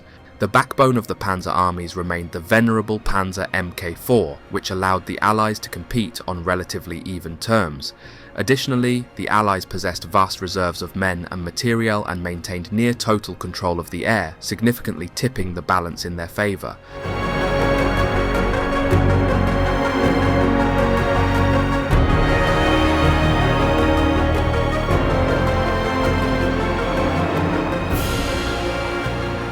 As soon as the invasion of Normandy began, my division was transferred from Russia to Normandy, arriving at the end of June. we went straight into battle against British units that had been pushing southwest from Caen. As I had learned a little English in secondary school, I was ordered to establish a prisoner collection center with a couple of comrades in a village immediately behind the front, near Hill 188, which was then being fought over. The village was empty, so we began looking for a safe house to shelter in, one that offered a degree of protection from the constant enemy artillery fire. We found a house with sturdy cellars, though ourselves and the prisoners were left to fend for ourselves when it came to rations. When we had sorted things out, the prisoners were brought in.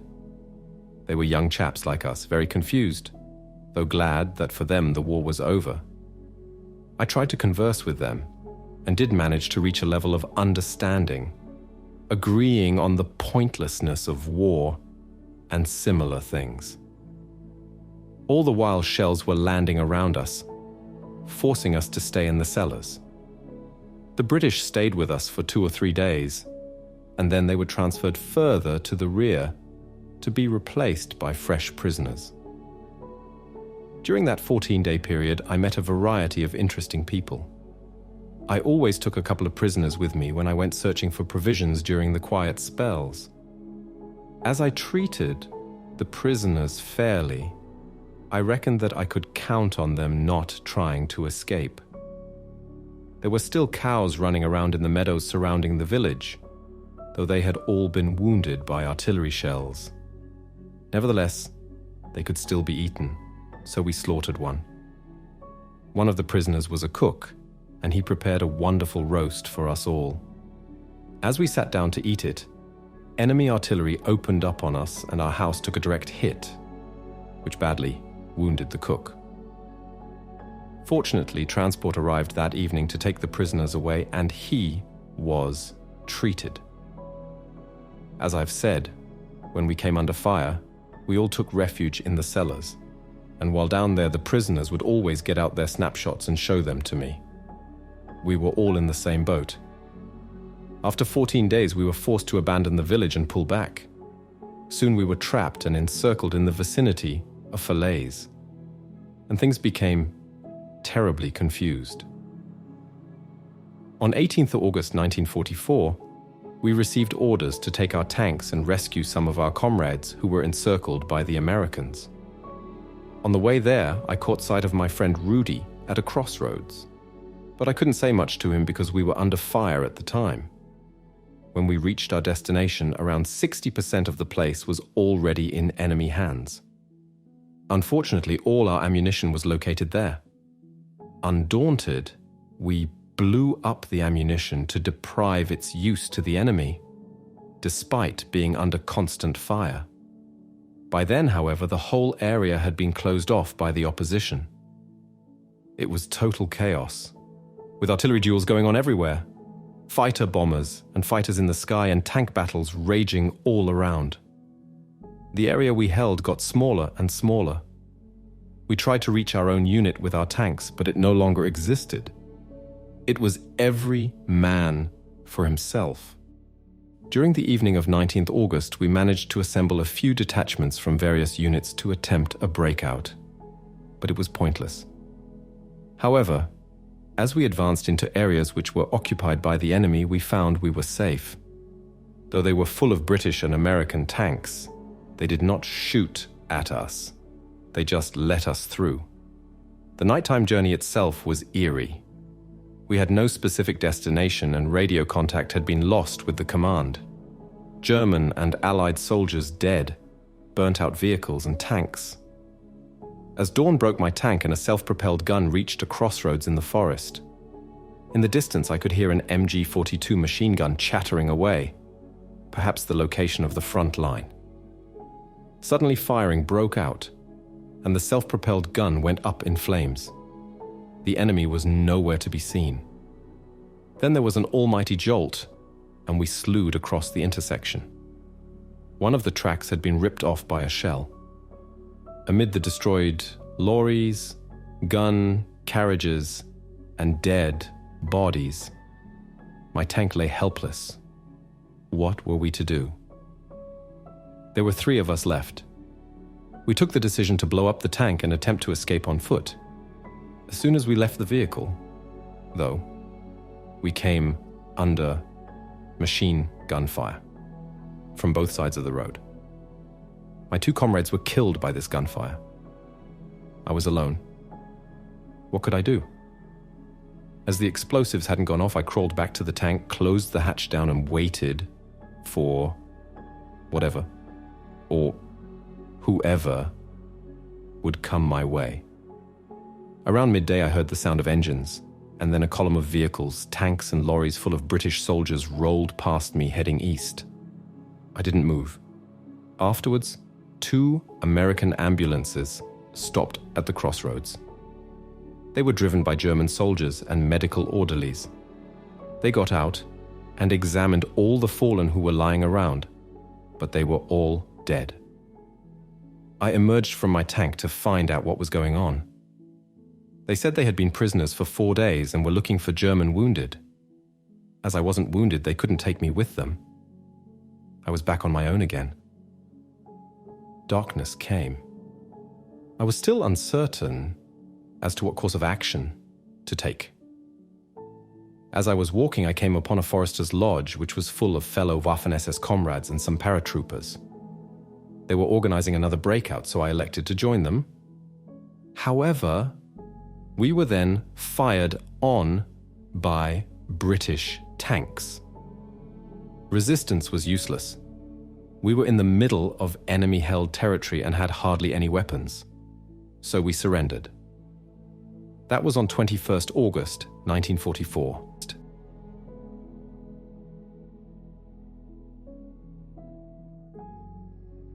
The division was ordered to Normandy in the middle of June 1944. It took 10 days to transport the men and equipment to the front line. The fighting was very severe in that period, with many losses on both sides. Once, for a period of 2 days, we had a captured Canadian pilot with us in the radio wagon. For these 2 days, we treated him as one of us, sharing the same rations, comforts, and dangers. As he could speak some German, we got on with him quite well. Eventually, we were able to hand him over to a prisoner of war collection center. Just before he left us, he turned to us and said he was glad not to have been taken prisoner by the SS. Whereupon, we showed him our field grey uniforms with the SS runes on the collar. His face went bright red and then very pale. He had been among his most feared adversaries and not realized it. In action, we wore camouflage clothing over our uniforms, which hid our SS insignia. On the first day of the invasion, we were ordered to move quickly up to the front and suffered our first casualties from attacks by Allied fighter bombers. We went into position on the outskirts of Caen, but I can't remember the name of the district. The city had suffered terrible damage as a result of British bombing attacks. We held our positions there for around a month without great losses. I believe it was 7 July when, after heavy artillery fire, we came to grips with the enemy, being pushed back through Caen. From this time onwards, we had to change our positions almost every night, as the front line to the left and right was shattered. During one attack, I think it was against an enemy bridgehead, we were hit by heavy fire as we came out of a wood. My section received a direct hit from an artillery shell. One comrade had 2 legs smashed and 1 arm injured, and another had 1 leg smashed. There were no medics available, so we had to carry them to the dressing station on our Zeltbahn, a waterproof poncho triangular in shape, several of which could be joined up to make a small tent. Because of this, I lost contact with my company and was allocated to a Kampfgruppe from the division. During the night of 16 to 17 August, we arrived at Falaise. Immediately, we came under heavy machine gun fire with tracer flying through the darkness at us. We took cover among the houses and occupied one of the buildings. It was the École Supérieure. From this building, we had a good view of the crossroads where Canadian supply columns were passing through. We opened fire on them. They sent in a tank against us, but it was disabled by a Panzer Faust and was later towed away. An assault group of Canadian infantry also made little headway against us, eventually occupying the buildings on the opposite side of the street. I can remember there was a long wall and an orchard on our side of the street. In the main building, the wounded were treated by our medic, aided by a prisoner we had taken.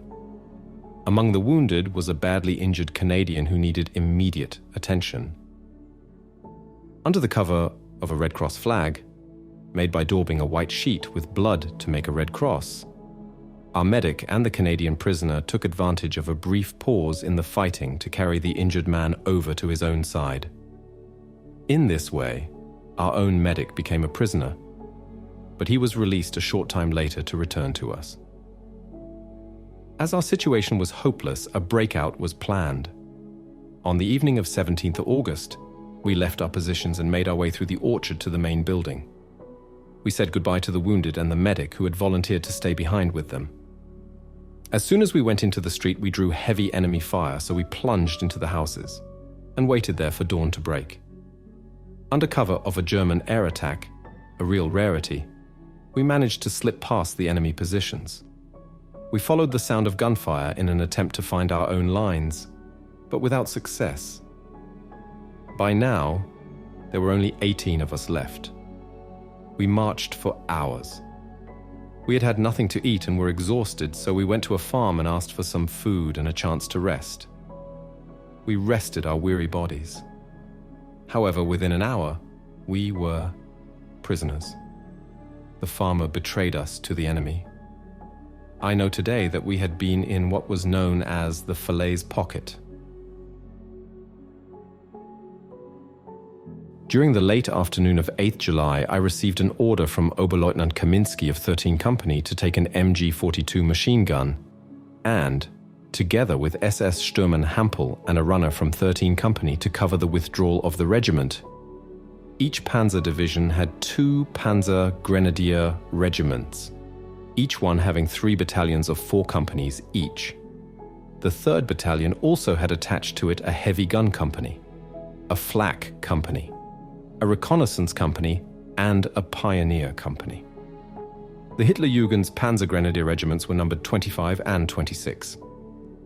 I hung a belt of 300 rounds around my neck and fitted a further belt of 100 rounds into the breech. The others followed me at short intervals as we went through the shattered buildings and past the blazing ammunition dump across from the church.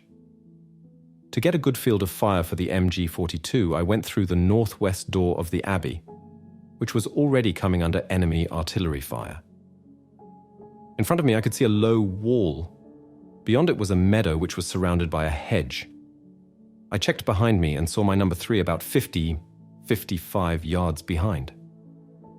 I wanted to check what was behind the hedge, so I crossed the wall and set off across the meadow. Halfway across, I came under heavy fire and could hear Hampel crying, "Erhard, come back, come back." I fired off the whole belt of ammunition in the MG-42 towards the hedge and then sprinted back, zigzagging as I did so, and leapt over the wall and out of sight of the enemy. We conferred briefly and decided to cross through the Ardennes Abbey to the northwest side. We could see Cussy lying to the north. What we saw there took our breath away. There were so many enemy tanks and infantry. After a short time, the company chief of staff, SS Untersturmführer Kneipp, came to us. The smoke of battle slowly cleared and we could see that the enemy had taken Ardennes. As we sheltered behind a wall, fire came at us from the shattered roof of the granary at the side of our old command post. However, with some return fire from our MG-42 and a hand grenade, this was soon silenced. Then, as SS Untersturmführer Kneipp looked through a hole in the wall in the direction of Cussy, a burst of fire from a submachine gun caught him in the chest. Through this small gap in the wall, he had been hit by 7 bullets, My comrade Hampel dragged him back under cover. To try to see where the shots had come from, I carefully went through the door and towards the wall. As I did so, an enemy soldier appeared. I stood there with my MG42 leveled directly at his stomach. Fortunately, he was alone and passed by without seeing me. After a long wait, Hampel and I made our way around the wall and found the way back to where Kneipp lay. He gave each of us his hand, then quietly died. We lay there for some time, but little or nothing stirred. Whenever I saw any suspicious movements, I let off a burst of fire and it soon stopped. In the first light of dawn, we could hear artillery and mortar fire, thankfully still some way off. But this didn't last for long. Soon shells were landing near us. Under the cover of the bombardment and poor visibility, we withdrew. Some 900 Metern, 985 yards to the east, we found our assembly point. When we arrived, SS Sturmbannführer Milius said to me, "Kincher, what are you doing here?" Obviously, he had already written us off as dead. For my part in covering the withdrawal from the Ardennes Abbey, I was awarded the Iron Cross Second Class on 20th July 1944. Kincher was promoted to SS Sturmen on 1st August and was subsequently involved in the chaotic withdrawal through the Falaise Gap. By 19th August, there were only 20 men left in our company. 1 officer, 1 NCO, and 18 men. Just before midday, we were ordered to move our 2 remaining half-tracks to another village. As we were about to set off, a Volkswagen went racing by and hit a pothole. As it bounced, a pack of cigarettes fell from it. These were quickly shared out, and we took the opportunity to enjoy a smoke before we set out. For many, it would be their last. Only 800 Meter, 875 yards, out from our start point, we came under heavy fire. Both half-tracks were hit and disabled. I quickly moved back into the village with my motorcycle and waited. Our officer admitted, "I think they have us trapped." We finally decided to try another direction in the hope of finding our command post. By the time we reached it, there were only 2 of us from the company left. Later, after my capture, I heard from another of my comrades who had passed the spot that both half-tracks had been terribly burned. The dead lay all around, charred and shrunken by the heat to the size of puppies, the result of being hit by phosphorus shells. So died 14 company. Later, Kincher managed to hitch a ride on a 3-ton half-track, mounting a 37mm gun, and made some progress until he hit a massive traffic jam just outside a village. On reaching the village, we found out the cause of the jam on its outskirts. An enemy tank was in an elevated vantage point in the village, and nothing could get past it. A lieutenant was in charge. I asked him if there wasn't something we could do to get at the tank. Looking around, I came across an abandoned 75mm anti-tank gun, but with no ammunition. I did, however, recall seeing some ammunition boxes at the side of the road some way back, so I sent a couple of men back to fetch them. We maneuvered the gun into position. Here, my earlier training on the smaller 20mm gun came to good use, and with the second shot we knocked out the enemy tank. The lieutenant sought me out to congratulate me and pinned his own Iron Cross First Class onto my tunic. Shortly afterwards, he was kneeling on the wall of a ruined house, explaining his plans for our breakout, which entailed splitting the force into 2 groups. A shot rang out and he fell dead, half his neck blown away by an explosive bullet. Some of the soldiers sheltering in the houses had already given up hope by this time. However, with a machine pistol in my hand, I persuaded them that it was still worth fighting. I told them to attempt a breakout to the south, as the lieutenant had explained. Then, an English supply column suddenly appeared in our midst, driving right in among us. Once again, we were involved in heavy hand-to-hand combat, and during the melee, I was hit by a pistol bullet. I got back behind the cover of a house and pulled off my tunic to have a look at the wound in my chest. The shot had not passed cleanly through my body. I pushed my fist against the bullet hole to try to stem the blood which was pumping out. I quickly realized I had a lung wound. After a while, a couple of soldiers passed by and gave me a dressing I could press onto the wound. By this time, the battle had died down somewhat. After about an hour, another 2 soldiers came and dragged me into a house where there was a doctor. I couldn't move under my own power by this time because of the amount of blood I had lost. The doctor made an airtight bandage over the wound and gave me an injection. There were 11 of us in one room.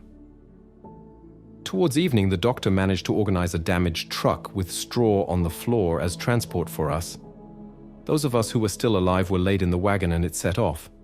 After several kilometers, we came under enemy machine gun fire. The doctor waved a Red Cross flag, and the firing came to a stop. He then went to try to arrange safe passage for us, but soon came back with the news that it had been refused. If we wanted to carry on, we would have to surrender. We tossed our remaining weapons into a brook and awaited the enemy. For us, the war was over. It was already dark when 2 English ambulances came and carried us off to a dressing station, where an English doctor looked after us. After an examination, an English captain came with a padre and asked me what religion I was. The doctor had told him I wasn't expected to survive the night, and they wanted to give me the last rites. However, the next morning I was still alive. They therefore loaded me into an ambulance and took me to a bigger dressing station, then onto a field hospital near Bayeux. At the beginning of September, I was shipped to England. My treatment continued. I had 68 penicillin injections to fight the infection. But on 19th October, the doctor gave up again and once more called in the padre to my bed to give me the last rites. Once again, however, I survived, and my strength began to return. I must say that my treatment was excellent.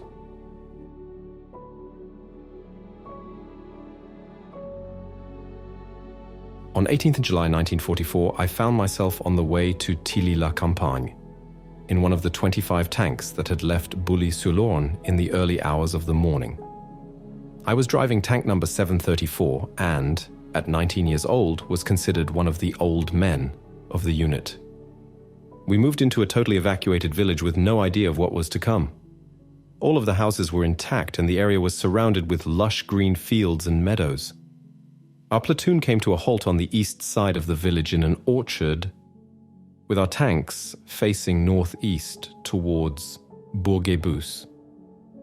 I selected a spot for my tank near to the last house and camouflaged it well. The sounds of battle were still some way off, but every now and again a stray shell would come whistling into the village and make us run for the cover of our tanks. By the next day, the shelling had reduced the orchard to a collection of shattered stumps.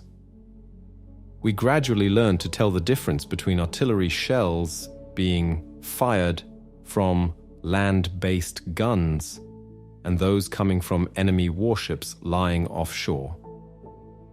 As the accuracy of the firing improved, we were permitted to move closer into the cover of the houses. By this time, our camouflage had been blown away by the shell blasts. So we tore down the vines from the side of the house and used this to cover the tank. On 22nd July, the barrage lasted for fully 2 hours. This was just the beginning, though. The infantry lying in front of our positions had no protection from this shelling, and in our tanks, we panzer crews nearly suffocated from the heat and smoke. The temperature inside the vehicles reached 45 Fahrenheit, 115 degrees. The bombardment destroyed the village and also our supply of water for drinking and washing. Luckily for us, in the cellar of our house there was plenty of cider. Washing in cider is a sticky business, though. In any case, for the next 2 weeks we had little or no opportunity to wash or change into clean clothes, either of which would have been a great treat. On 25 July, the bombardment started at 0600 hours and came from the air. It was directed at a target just 2 kilot, 1.5 miles, from our village. It lasted about 2 hours and was said to have involved 70 bombers. But that was just the aerial part of the bombardment. These attacks were unnerving to say the least, and we all looked forward to the evenings when it would get a little quieter. The other side seemed to want a break in the evening too, so their soldiers could be fed and rested. Our meal wagon could only come up under the cover of darkness, so we ate our daily meal at around 2300 hours. That evening, the gunner and I were elected to fetch the food for our crew, and as we crossed to the other side of the village to collect it, we were shocked at the destruction we encountered. Not a single house in the village was left standing. During the early hours of the next day, under cover of artillery fire, elements of the North Nova Scotia Highlanders reached the village. Somehow, around 15 or 16 enemy soldiers had infiltrated past our infantry and were digging in on the other side of the wall that enclosed the garden in which we were positioned. At first, we thought they were perhaps some of our own retreating infantry. But as the light grew stronger, our commander, from his vantage point in the turret, could make out the shape of the distinctive Tommy helmets. They, of course, had not realized we were there, as we were still well camouflaged. After the initial shock, we quickly realized that speed and surprise could be used to our advantage. So I started the motor and drove away from the remains of the house, bursting through the centuries-old 1.5 high wall. Then I saw the enemy for the first time, cowering in their trench in shocked surprise, all except for 2 sappers who quickly attempted to fire at us at point-blank range with a 3-in mortar. However, a high explosive shell from our gun put paid to that threat. We gave the order hands up and most obeyed. However, I could see 3 or 4 others cunningly dug into the wall of their trench so they could hardly be seen. I drove towards them until the tracks were only inches from the trench and lowered the gun barrel towards them. They surrendered. So we had our first Tommy prisoners. They were young, gum-chewing Canadians, tall and proud as they were marched away. On the 1st August, the Canadians asked for and were granted a brief ceasefire to recover their wounded. There were so many dead, wounded, and dying by this time. It was not surprising, though, considering the terrain very flat with no cover. Our own infantry helped to carry the wounded to their transports. The next day, 2nd of August, brought a furious bombardment intended to finish us off. It began at 0400 hours with thousands of shells hitting us all at once. P-38. Lightning fighter bombers joined in the attack. No one who took part in that battle will ever forget it. The one remaining wall of the house behind which we were sheltering collapsed on top of our tank, and we had to dig it out. One of the tanks from 4 Platoon was badly hit. Some of the armor plating landed on the driver's lap, slicing off both his legs. He begged his comrades to put him out of his misery. All around us were craters so big they could hold an entire tank. We really thought our end had come. It was amazing that no more than 15 of our tanks were hit.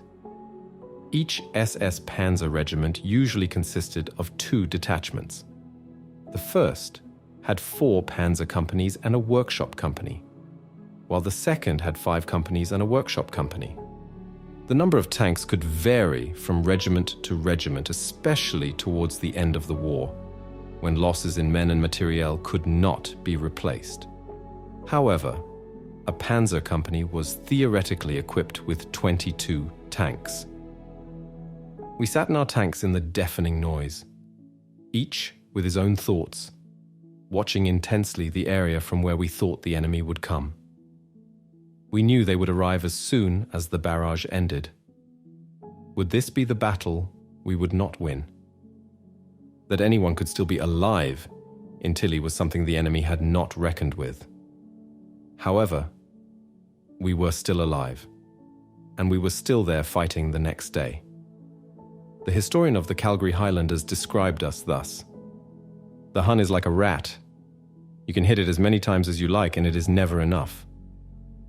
We were finally released from this hell on 5 August, having held Tilly for nearly 3 weeks. The 89th Infantry Regiment took over our role in the defense and managed to hold Tilly for another 2 days. Up to this point, I had only fought on the Eastern Front. Nothing from my previous experience could have prepared me for what happened at Tilly. The tactic of unbroken artillery barrages lasting for hours was gruesome mental and physical torture.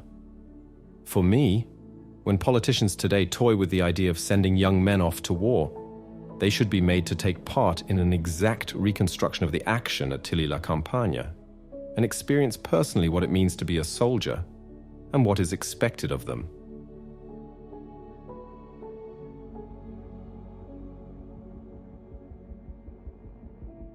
The Allied bombers conducted relentless strategic bombing campaigns that decimated German supply lines, infrastructure and troop concentrations, severely disrupting their ability to reinforce and resupply their position. Additionally, tactical air support from fighter bombers targeted German defences, vehicles and artillery positions, making it nearly impossible for German forces to manoeuvre without being attacked from the air. This constant aerial bombardment, combined with the fierce ground combat and effective coordination between air and ground units, created a hellish environment for the German troops, significantly contributing to their eventual defeat in the region. The early days in Normandy were hell, beyond brutal for both sides.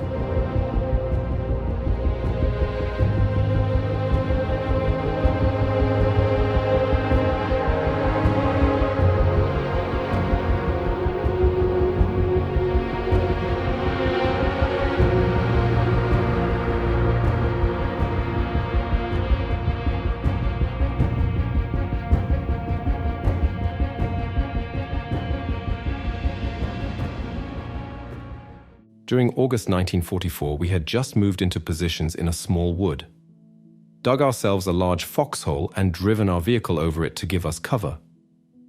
We had hardly time to get settled when the section commanders got the order to report to the company commander for orders. We were going into action to capture a small village, supported by a troop of assault guns. Some of the lads rode on the guns while the remainder trotted along behind them. Then we came under mortar fire. The vehicle stopped, and everyone dived off and crawled underneath for cover, all jammed in like sardines. When the barrage lifted, we continued along a road that ran under a railway bridge. On the other side, about 55 yards back from the bridge, sat 2 Sherman tanks. We heard the whoosh overhead as shells flew by and then saw thick columns of smoke as they hit their targets. We moved along the road and under the bridge and then saw the 2 Sherman tanks blazing. Our assault guns had scored direct hits on them both. We continued our march and reached a small hamlet. As I came around the corner of one house, I found myself right beside one of the assault guns as it fired. I'd never been so close to one before, and the blast knocked me off my feet. As I staggered about feeling myself for injuries, the hatch opened and one of the crew, highly amused, asked, "What's the matter, lad? Did you think you'd been hit?" Then, we came under fire from a machine gun located on the opposite side of the road, so my officer ordered me and 2 others to take care of it. We opened fire with our small arms and soon silenced it. A white flag appeared. I didn't speak any English, but I knew the words for hands up, so we all shouted that. I could hardly believe it when they emerged. They came out one after the other until there were over 80 of them. One was an officer who wore a pistol from a lanyard round his neck. He was rather haughty and insisted that as an English officer he shouldn't have to surrender his personal weapon. He was arrogant in his self-confidence and almost had me convinced. But one of our chaps was having none of it.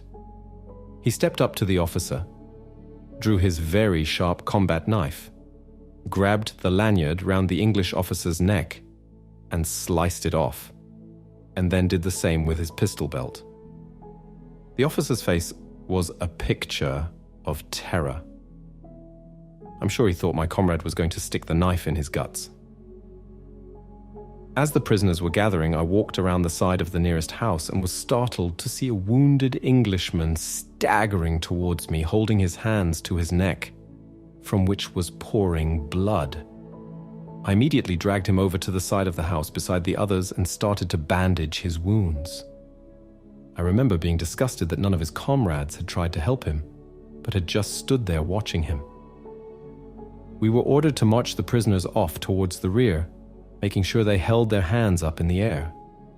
To walk any distance with your hands up is very tiring, so after a little while I gestured to them to put their hands down. We had only gone a short distance when a sergeant from the anti-tank troops leapt from a hedge at the side of the road. His unit was so well camouflaged that we hadn't even noticed it was there. He asked who was in charge, then proceeded to give me a real telling off for letting the prisoners put their hands down. The prisoner next to me couldn't speak German, but figured out what was going on and looked amused at me getting a roasting. I had to indicate to them to put their hands up again, but as soon as we were out of sight, I let them put their hands down once more. Later, after we had dropped off the prisoners, and while we were enjoying some of the captured English ration packs with such luxuries as chocolate, white bread, gold flake cigarettes, and even toilet paper, we were alerted by the sound of an approaching vehicle. It was a British Bren gun carrier. We opened fire with our machine guns and the crew simply bailed out and ran away, leaving it sitting there with its engine running. One of our lads was a bit of a mechanical wizard. He soon mastered driving it, and we set off to collect our own rations in it. One of our lads holding his German steel helmet up in plain view so that the anti-tank troops we had seen earlier wouldn't mistake us for the enemy. We got back with our rations, though abandoned them when we moved on as the captured British rations were much better. I always imagined that when the enemy took those positions, they must have thought that we had left in such a panic that we left our rations behind. Little would they know we had abandoned them because we had so much captured British food. From mid-1943 onwards, the Germans were on the defensive in the east along the whole of the front, and Himmler's Waffen SS divisions were committed to desperate defensive actions in an attempt to stem the Red Tide.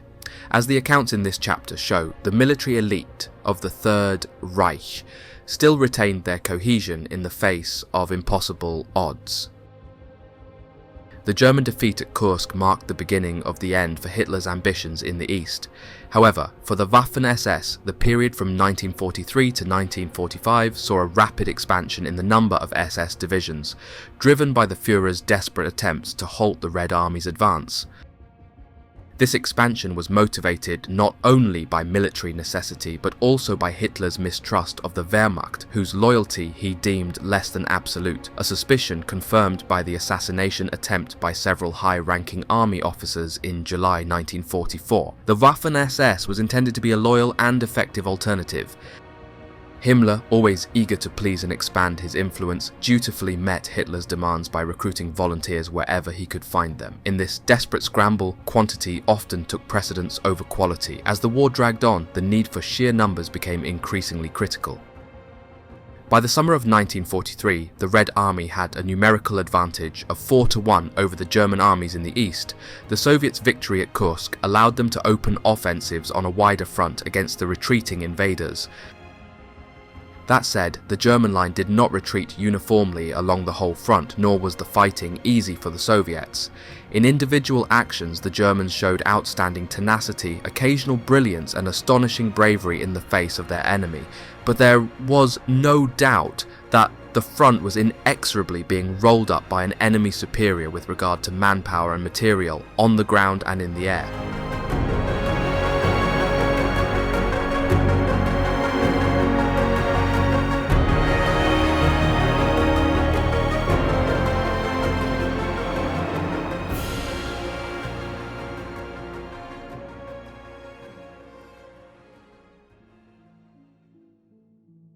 By this time, a lot of the boys were complete strangers, mostly Romanian.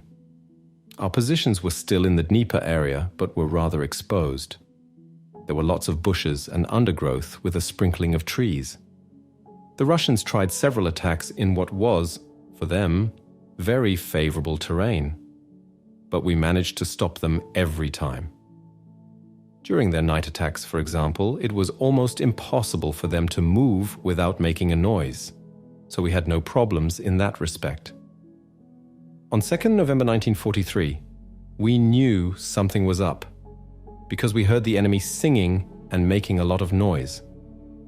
In other words, they had had their ration of vodka to boost their courage prior to an attack.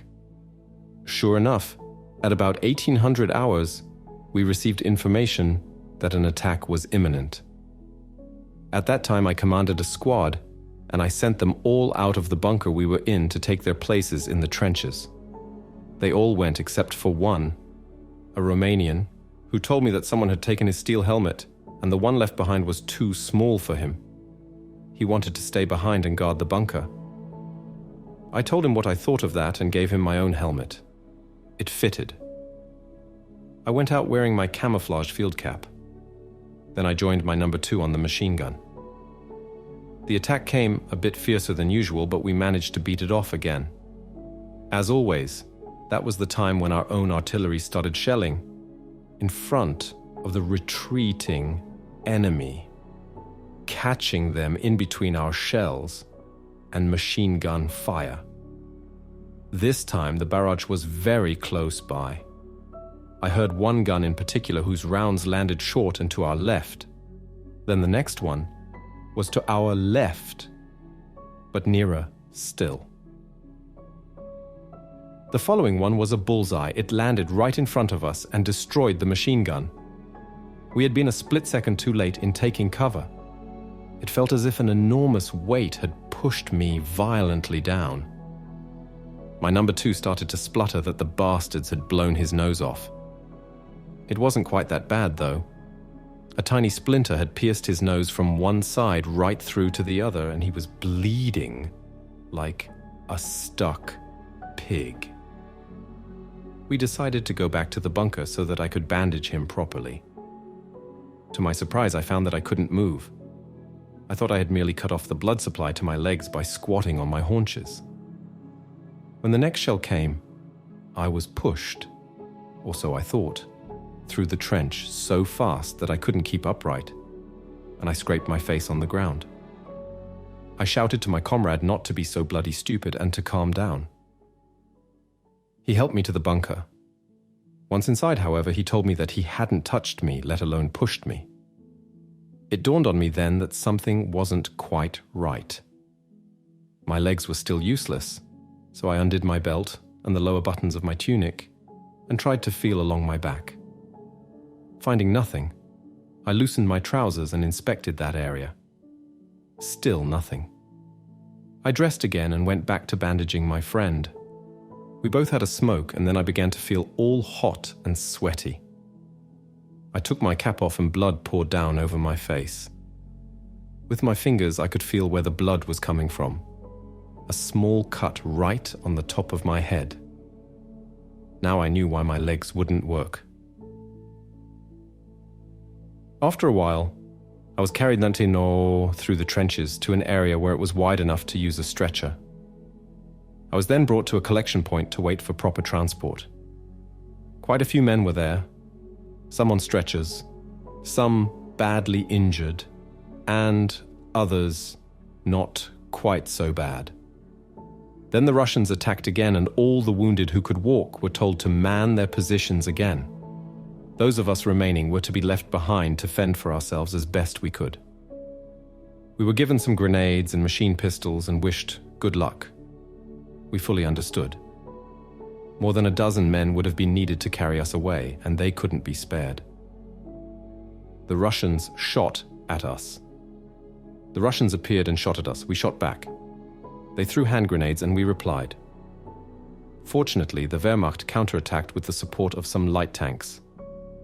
We did not lose a single wounded man, although some of us, including me, collected a few more wounds though nothing serious. I was then taken by stretcher again to a Wehrmacht bunker. It was deep, with a well-protected entrance and a very thick roof. Inside were tables and easy chairs. A radio was playing, and it looked almost like something from a propaganda picture. A doctor examined me and then said, "When did you last have a piss?" As far as I could remember, that was at noon the previous day. A good 17 hours before. Before I knew what was happening. I had had a catheter inserted.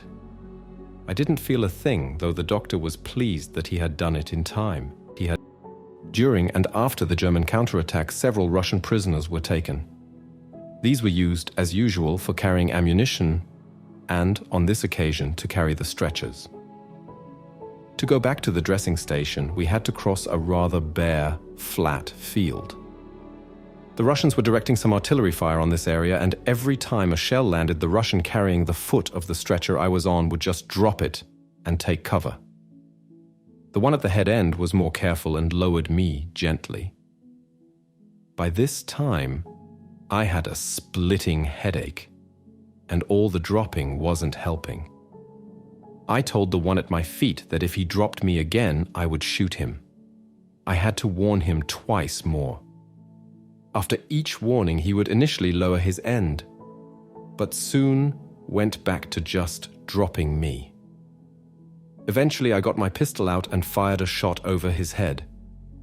Everything went fine after that. It is Christmas 1943. Outside, a thunderstorm rages. The wind howls. Somewhere, a slamming door beats a regular rhythm. I want to haul myself from my deep sleep, but am too weary. Again the slamming. Will no one close that damned door? Then a guard roughly shakes me awake and cries, "Untersturmführer, the Ivans." Instantly I grasp reality. I am not lying in my bed at home, but am a platoon leader in a dugout of the Estonian Volunteer Brigade. The Estonian Brigade was formed in May 1943, being titled the Estonian SS Freiwilligen Brigade 3, east of Lake Peipus. The imagined howling in my dreams is in fact Russian shells, and the slamming of the door, the detonations just in front of our positions. The bombardment is cover for a Soviet assault troop who have broken through our lines.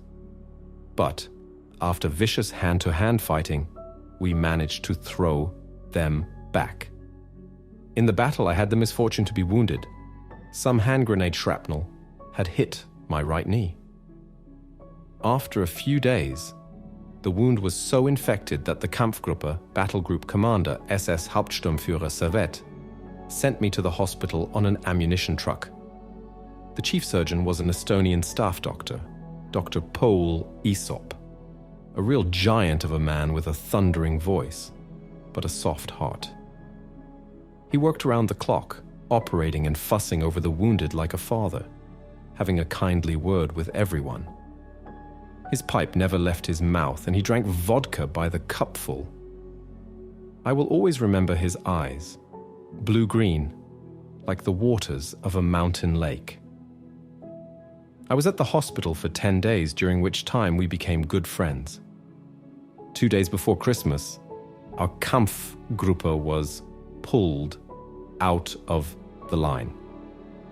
After delousing, a wash, sauna, and shave, we felt like men again. I decided to go and see my friend Poole, who greeted me with a pat around the shoulders that nearly knocked me to my knees. He then asked me if I would escort him on a sleigh ride to a remote farm deep in wooded terrain so he could deliver a baby. As partisans were in the area, he warned me it would be dangerous. Nevertheless, I agreed. My company commander gave his assent and ordered SS Unterscharführer Teder and a signaller, SS Rottenführer Mikkelsar, to go with us. We climbed onto the sleigh drawn by Russian pannier horses, short, stocky beasts possessing great stamina and endurance, and began our journey. It was painfully cold, and despite our fur coats and felt boots, the cold slowly crept into our limbs, especially our fingers. During our journey through the magnificent snow-covered terrain, we had our submachine guns at the ready. At the farm, we were cordially welcomed by the old farmer's wife, who was overjoyed that she was to become a grandmother at Christmas time. Shortly before midnight, we heard the first cries of a healthy, new baby girl. Paul showed us the little bundle. He was beside himself with joy, describing her as his Christmas baby, full of the eternal wonder of creation on that special holy evening. At dawn, it was time for the return trip. Paul was snoozing on the trestle, Mikkelsa was holding the reins, and Teda and I kept watch. The forest was mysteriously quiet, the only sound being the stamping of the horses' hooves and their snorting. As we traveled along, pleasant thoughts of our warm billets filled our minds. Then it happened. Shots rang out and a grenade detonated. Teda and I leapt from the sleigh into the deep snow. The horses whinnied and bolted straight ahead in a panic. Everything became still once again. Then we heard the sound of breaking branches in the background, but could see nothing. As we lay there in the cover of the snow, I felt a stream of warm blood run down my back. I had been hit by a piece of shrapnel from the grenade next to my spinal column.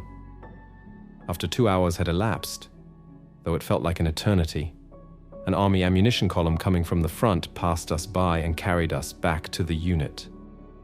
On the afternoon of Christmas Day, an Estonian police party found the overturned sleigh and the bodies of Aesop and Mikkelsa, who both had gunshot wounds to the chest. My friend Paul, who always wore his Red Cross armband, had had his throat cut. All the men's furs, watches, boots, and the medical chest had been stolen. I had survived by the skin of my teeth. That's how close living and dying was on the Eastern Front. When Freiwilligen Legion Flandern was reorganized and renamed Sturmbrigade Langemark, I became a gunner on a 75mm anti-tank gun in 3 platoon, on gun number 9. From 31st December 1943, in the area around Kiev and Zhytomyr, the platoon was in action against Soviet T-34 tanks and succeeded in destroying 3 T-34s and driving back 4 others. From 5 to 7 January 1944, the platoon was in action around Skudnov. The fighting was furious, and losses on both sides were heavy. On 6th of January, the crew of gun number 8 were all killed. Then gun number 7 was also hit, and the platoon commander, SS Oberscharführer Grabmeier, was killed. Soon, gun number 9 was the only one left to support the infantry against the enemy tanks. Shortly after, its crew also became casualties. Only I remained. Orders were given to pull out, but I ignored them and stayed behind. I had to load, aim, and fire the gun by myself. Then the Soviet infantry began to attack, and there was virtually no one left to stop them. However, a radio operator, who was from the Navy and had been mortally wounded, called down the artillery on his own positions. Behind the Russian infantry were around 30 tanks, including 5 of the new, super-heavy Joseph Stalin II models. In a furious exchange of fire, I knocked out 3 Stalins, 4 T-34s, and also managed to put some of the others out of action. Then, from a distance of only around 100 foot, a Stalin tank scored a direct hit on my gun. The blast threw me some distance and seriously wounded me. It was during the battles in the Uman Cauldron. We had been fighting a 3-day defensive engagement. The Wehrmacht, which had already been retreating for about a week, asked us what we were going to do. We replied that we would hold our positions for 3 days, after which we ourselves would launch an attack. Somewhat surprised, they thought we would be hard-pressed to even hold the Russians, who had the additional support of fighter bombers. We replied that we would shoot down the aircraft with our rifles and machine guns. In fact, we did manage to down an enemy aircraft with small arms fire, after which the air activity in our sector fortunately went quiet. We even managed to counterattack on the third day, pushing the enemy back some distance. On another occasion, we had a Wehrmacht motorcycle platoon positioned between our Waffen SS formations. The Russians came charging over the brow of the hill and down the slope in their hundreds. At the sight of so many of the enemy, the motorcycle unit made ready to flee. Seeing this, I went straight to the lieutenant in charge and told him we had a machine gun aimed at his men should they try to run away. I left him in no doubt that we would use it. The Russians were driven off by our fire, their attack destroyed. Afterwards, the Wehrmacht soldiers came to us and said, "You've got some nerve. We would have run." My answer to them was that we all had confidence in our Waffen SS comrades. We were also single men, whereas they were married and had families at home to worry about. As a sergeant, I volunteered for the Pioneer Platoon, as there were only volunteers in that unit. The training was in Dresden and was very hard. I returned to the unit in October 1943, and in November we moved up to the front at Cherkasy. We pioneers had to occupy some of the infantry positions to maintain the line. After numerous actions and battles, I was the only NCO left in my platoon. The fighting continued, and by 26 January 1944, we were completely surrounded in the Cherkasy pocket, together with the Viking Division and around 60,000 German troops in all. The Soviets attacked our sector on 30th January, but in 2 hours of hand-to-hand and close-quarter fighting, we managed to beat them off. However, I was seriously wounded by grenade splinters in both legs in the process. Being unable to walk, after a few hours I was evacuated by plane out of the pocket. I subsequently spent 8 weeks in hospital, following which I received 3 weeks leave. My unit managed to escape from the encirclement, but in all 700 men out of a total of 2,000 Walloons died in the period from the end of November 1943 to 17th February 1944. At the end of March 1944, strong Russian tank forces struck some 30 kilometers, 20 miles, west of Kovel, a town about 240 kilometers, 160 miles, southeast of Warsaw in the middle of the Pripyat marshes. This important rail and road junction was held by supply units, railway troops, and around 2,000 wounded in various hospitals. The Red Army began to penetrate the encircled town, which was unsurprising when one considers its garrison. In this situation, however, Kovel was declared a strong point, and I was given the task of striking through the Russian forces in the town and halting them while a counteroffensive could be launched to break through the encirclement. Because of the strong enemy forces and the snow-covered, swampy terrain, the breakthrough was very costly and time-consuming. After 10 hours of slow going in the face of resistance as midnight approached, we had covered only half the distance, having lost a third of our armored vehicles in the process. In this situation, the breakthrough into the town began to appear hopeless. When my armored spearhead was just 1.5 miles from Kovel, I received an order from my battalion commander to halt. By this time, however, my lead tank was already in action against the enemy defenders to the northwest of the city. Knowing how desperate the situation had become, I disregarded the order and carried on with the attack. Thanks to the cover afforded by a blizzard and severe snowdrifts that covered our left flank, after 18 hours of battle, and with only half of our armor remaining, we reached the town in the early hours of the morning. We then defended the town against counterattacks by superior enemy forces, until an attack by a German panzer corps broke through the encirclement and the troops and wounded could be brought out. Throughout, the Luftwaffe had supplied us with rations, medicines, ammunition, and petrol. My most memorable encounter took place on St. Patrick's Day, 17th March 1945, near Székesfehérvár in Hungary. I was adjutant with the rank of SS Obersturmführer to SS Sturmbannführer Fritz Vogt, holder of the Knight's Cross with oak leaves. The Russians had started their offensive the day before, which was also Fritz Vogt's 27th birthday. Our unit was SS Panzer Aufklärungsabteilung 5. I had established a command post in a small house and set up communications with a switchboard and radio while shells fell all around us. SS Obergruppenführer und General der Waffen SS Herbert Otto Gille telephoned to congratulate Vogt on his birthday and to tell him he had just been awarded the oak leaves to his Knight's Cross. His face lit up, and I said, "This calls for a drink." We hoisted a few. Then the supply officers showed up bearing some bottles of beer, and all the other officers found time to show up for a quick drink. All the while, the war was going on around us. One company commander was having some trouble with the enemy, so I suggested to Vogt that I go out and try to straighten things out. Vogt laughed and said, "What's the matter with you?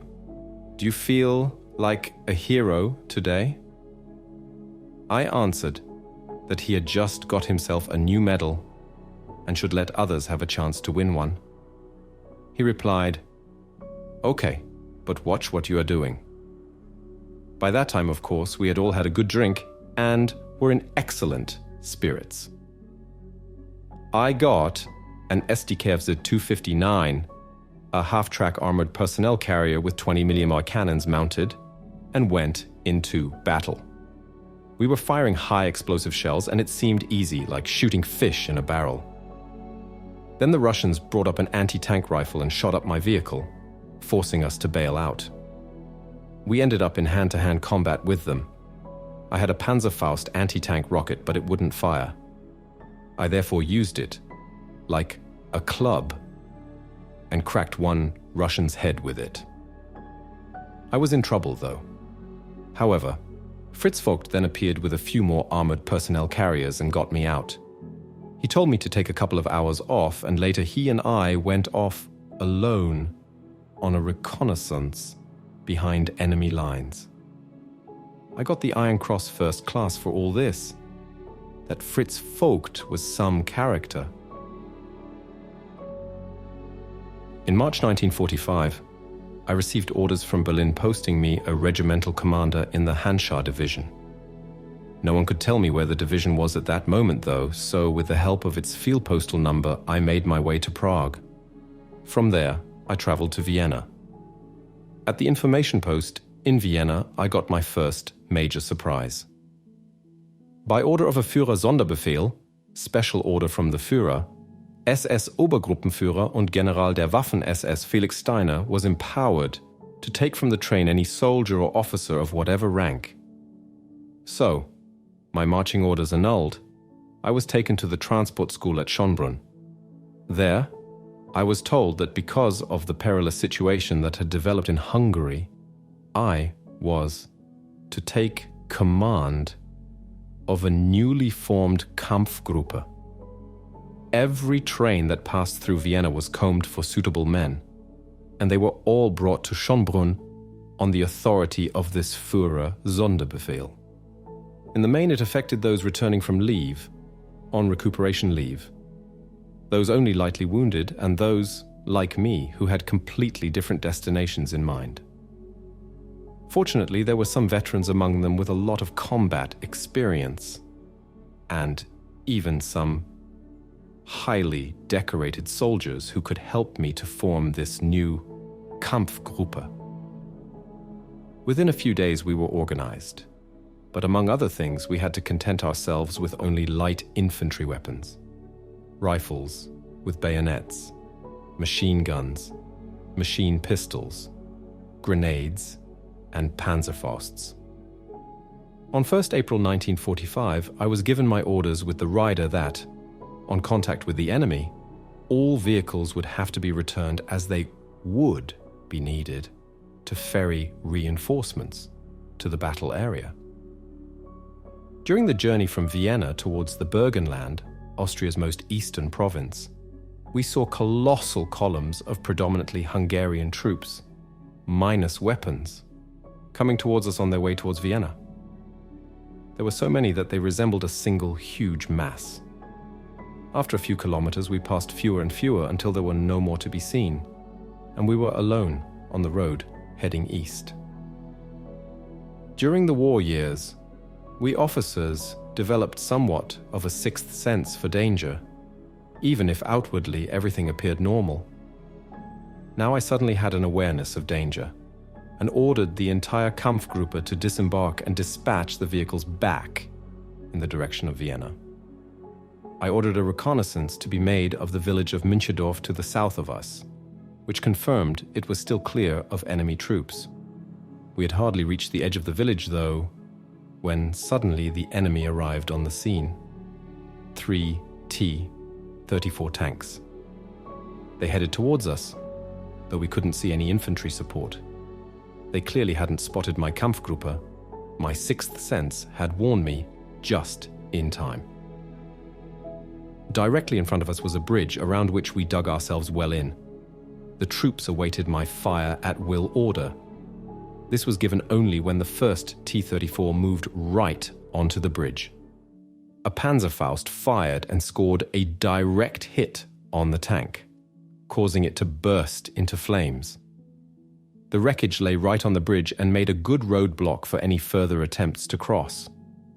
The machine guns opened up at the same time, and the 2 remaining T-34s, hanging back somewhat after seeing the fate of the first, turned and retreated until they were out of our range and view. In the pause that followed, we took the opportunity to strengthen our positions and camouflage them well. It was important for us to get well established before it got dark, for we knew that the enemy would be back. Sure enough, that night, the Russians unleashed a heavy hail of artillery and rocket fire on the village, which deafened us and effectively ruined our night vision. I had to move my command post 3 times during this period as each one in turn was hit. On the third occasion, both my adjutant and my orderly officer were killed. When the barrage ended, the T-34s renewed their assault on our village. The loss of another tank to the Panzerfaust took some of the impetus from the Russian attack, though, which faltered as dawn approached. While some darkness still remained, a German liaison officer arrived from the north to establish contact with my Kampfgruppe. Accompanying him was a Tiger tank that I had designs on, but to no avail. This officer had already heard good things about our Kampfgruppe and saw we had defended ourselves with only light infantry weapons and had no heavy armaments or vehicles. However, he also informed me that my men and I were in an exposed gap between the Darfur and Deutschland regiments of the Das Reich Division. His express instructions were that we were to hold the village of Müncherdorf for at least 3 to 4 days to enable a cohesive front to be established to our rear. We could arrange the evacuation of wounded as soon as a signals link to the Das Reich Division was established. Meanwhile, another furious artillery barrage gave us an idea of what was in store for us. The liaison officer then took his leave towards the rear, but not before assuring me that he would put in an urgent request for reinforcements to be sent to us immediately. When the Russian infantry came running over the open ground towards our positions to the south of the village, we easily held them off with our machine guns. On that side, our positions were especially strong. We then managed to destroy a further T-34 that had made its way forward. The attack then petered out, enabling us to tend to our wounded. By this time, the predominantly single-story houses in the village had become so badly damaged that we had difficulty finding a suitable site for a command post. It was obvious to us that the enemy reconnaissance of the village had been very poor. As things were, they could have outflanked us on both sides of the village, where our defense was weakest, and thereby cut us off easily. Instead, they persisted with frontal attacks. Their pressure was relentless, though, and by the end of the second day we had suffered the first enemy break-in on the southern side of the village. By the third and fourth days, we had been forced to give up about half of the village due to our high losses, and we were just able to hang on. At the end of the fourth day, we received a message from the division to disengage under cover of darkness and report to the Der Führer regiment. So I could withdraw, which was fortunate because enemy superiority was so great that by the next day our positions would have been overrun anyway. What was left of my Kampfgruppe evacuated the village at dusk, and we made our way back unimpeded until I reached the first outposts of the Der Führer regiment. I made my report to the regimental commander, SS Obersturmbannführer Otto Weidinger, who instructed me to take command of Im battalion of the regiment as the previous commander had been wounded. He also expressed the thanks and recognition of the divisional commander, and explained that I, on behalf of the Kampfgruppe, was to be recommended for the Knight's Cross of the Iron Cross. After this turbulent period with Kampfgruppe Hauser, I was pleased to find a home with the famous Das Reich division.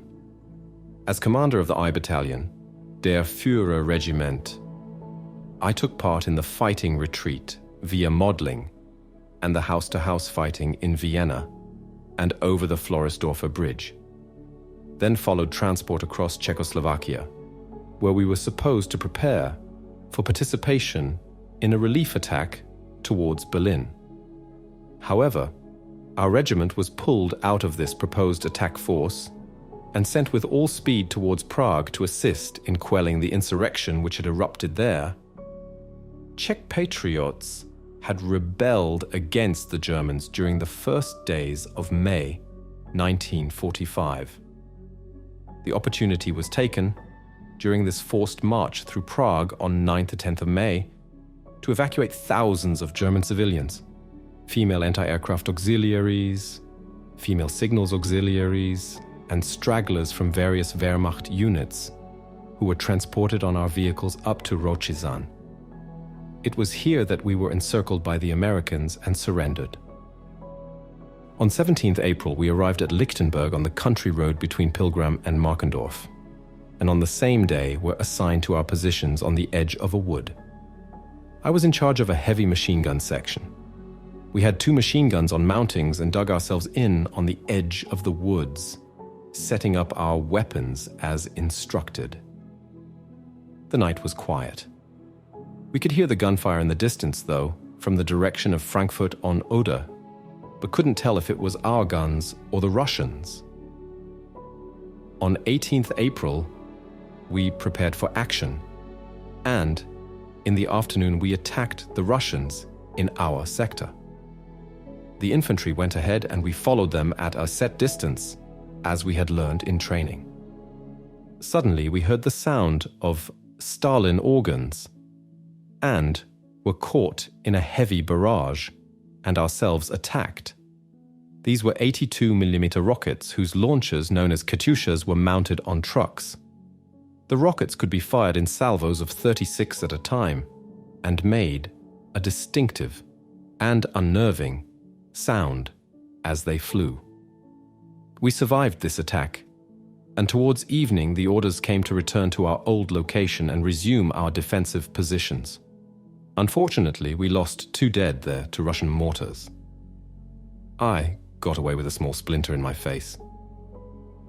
The next day passed relatively peacefully, allowing us to bury our dead in the Lichtenberg cemetery. That afternoon we saw Russian tanks and troops on the Frankfurt on Oder to Mulrose Road, going towards Mulrose. The tanks had German women and girls, even children, tied to their gun barrels as they drove past us, so we couldn't do anything. We didn't want to kill our own women and children. All we could do was watch them taking up positions that would cost us dearly the next day. At 02:30 hours on the morning of 20th April, the Russians made an all-out attack on us in which they suffered heavy casualties. Then, At 05:30 hours, they attacked again after a heavy artillery bombardment. We were unable to hold on to our positions this time. Our heavy machine gun barrels had become so overheated with constant firing that they were no longer usable, and we moved back to the reserve position that had been prepared for us. At 1800 hours, the Russians attacked again, supported by aircraft and tanks. They then dug in opposite us. In the evening, orders came to send out a reconnaissance patrol to find out what their strength was. We were in a bad situation. No one was in charge. Our officers had left us, and our company commander was only an 18 or 19-year-old with no combat experience, straight from officer cadet school. Worse was to come. On 21st April, I met a senior officer cadet, my platoon commander, who told me that our regimental commander, SS Obersturmbannführer Rosenbusch, had shot himself. We reformed our lines again along the line from Petersdorf to Briesen. We were told in Briesen that a train would be loading at the station to take us where we could be better employed. We waited there a while, but the promised train did not come. There were thousands of refugees waiting at the station with their luggage, and a number of soldiers of all arms of the service. We waited a while, but eventually gave up when the train failed to arrive. We set off on foot towards the Autobahn, where we took up defensive positions with other units.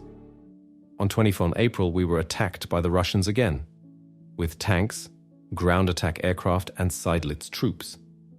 Seydlitz was a German officer who had fought at Stalingrad. After his capture, he recruited Germans to fight for the Red Army. After some time and some hard fighting, we again had to give up our positions and fall back. Meanwhile, my little group had grown, as we had been joined by Hungarian soldiers fighting on our side. As I remember, after all this time, we went on from one German-held village to another, looking for something to eat, as my men only their iron rations. People need something to eat. Without food and with hunger in one's stomach, one cannot fight. In one village, we found the headquarters of a general. We reported to him and were given something warm to eat, which improved our morale greatly. We were also given some bread and other items to take with us. This raised our morale even more, and we set off again. Near Storkow, we met an SS Obersturmbannführer named Junghans, who took us under his wing. Once more, we were part of a unit. He asked me if my men and I would act as his escort, so we agreed and followed him. As his personal bodyguard, I stayed close to him always.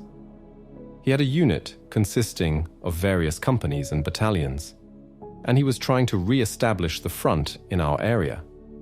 But it was only for a short while. We drove round our old training grounds, which I knew well from earlier days, and then drove through Markgrafpieske to Spreenhagen. As we came to the edge of the village, we saw white sheets of surrender fastened to the windows, and then we came under Russian mortar and rifle fire. We carried on towards Spro. There we discovered that the Russians were already in occupation of Spro and had shot some German soldiers. Among these killed had been members of the Waffen SS, who had been betrayed to them by an old man who lived in a house set apart from all the others there.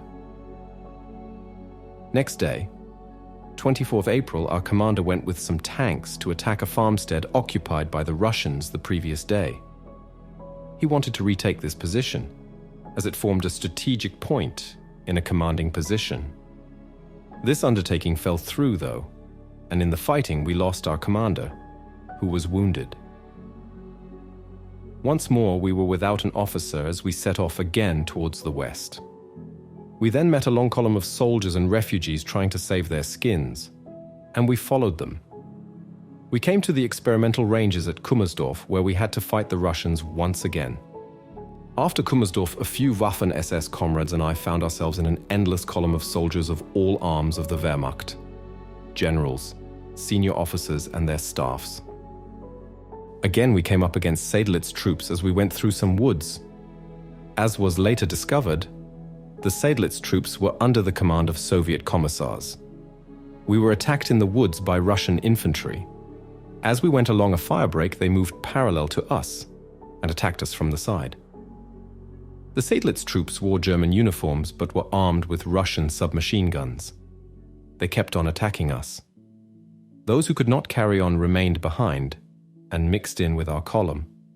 Everyone, it appears, was keen to reach US and British lines. One appeared with an armband bearing the words Komitee Freies Deutschland, and one of the Wehrmacht officers came up to us shouting, "Where are the SS? This man must be shot." I personally would have nothing to do with this big cheese. We told them that if they wanted someone shot, they should do it themselves. I intensely disliked these gentlemen of the General Staff. At that time, they were only thinking of saving their own skins. We moved from place to place, from south to north and back to the south. The long procession of human beings went from one road junction to another, meeting up with other units. I cannot recall exactly when we went through the radio mast installations at Königs Wusterhausen. I think it must have been after the breakout from the Halbe Pocket. Before we came to the Halbe Pocket, I came across a container of alcohol that we mixed with apple juice. We then gradually worked our way through it until it was empty. As I see it today, without this mixture, on an empty stomach, we could never have got out of the pocket. We must have been on the edge of it when we emerged from the woods and saw a country road running from left to right, with a hillock on either side of the road. On each side of the road was also a Russian gun. The only way was to plow through the middle. So we waited until the gun on the left fired and the one on the right was reloading. We used the slight delay with some success. All my men came through, some with slight wounds, but the main thing was that we all came out of that confusion alive and well. Our plan was to get straight through to Berlin. I was a Berliner.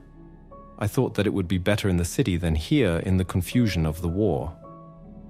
Now that I think about it, it was a godsend that we didn't make it to Berlin. Many of my former comrades lost their lives fighting in the city. On 28th April, I met up with my last company commander again. He was with other officers from our old unit.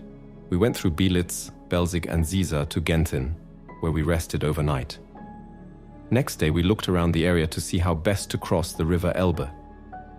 Near Jericho, there was a half-sunken barge in the Elbe laden with sugar, sweets, chocolate, and other fine things. We went aboard, and each one of us loaded a pillowcase with sweets.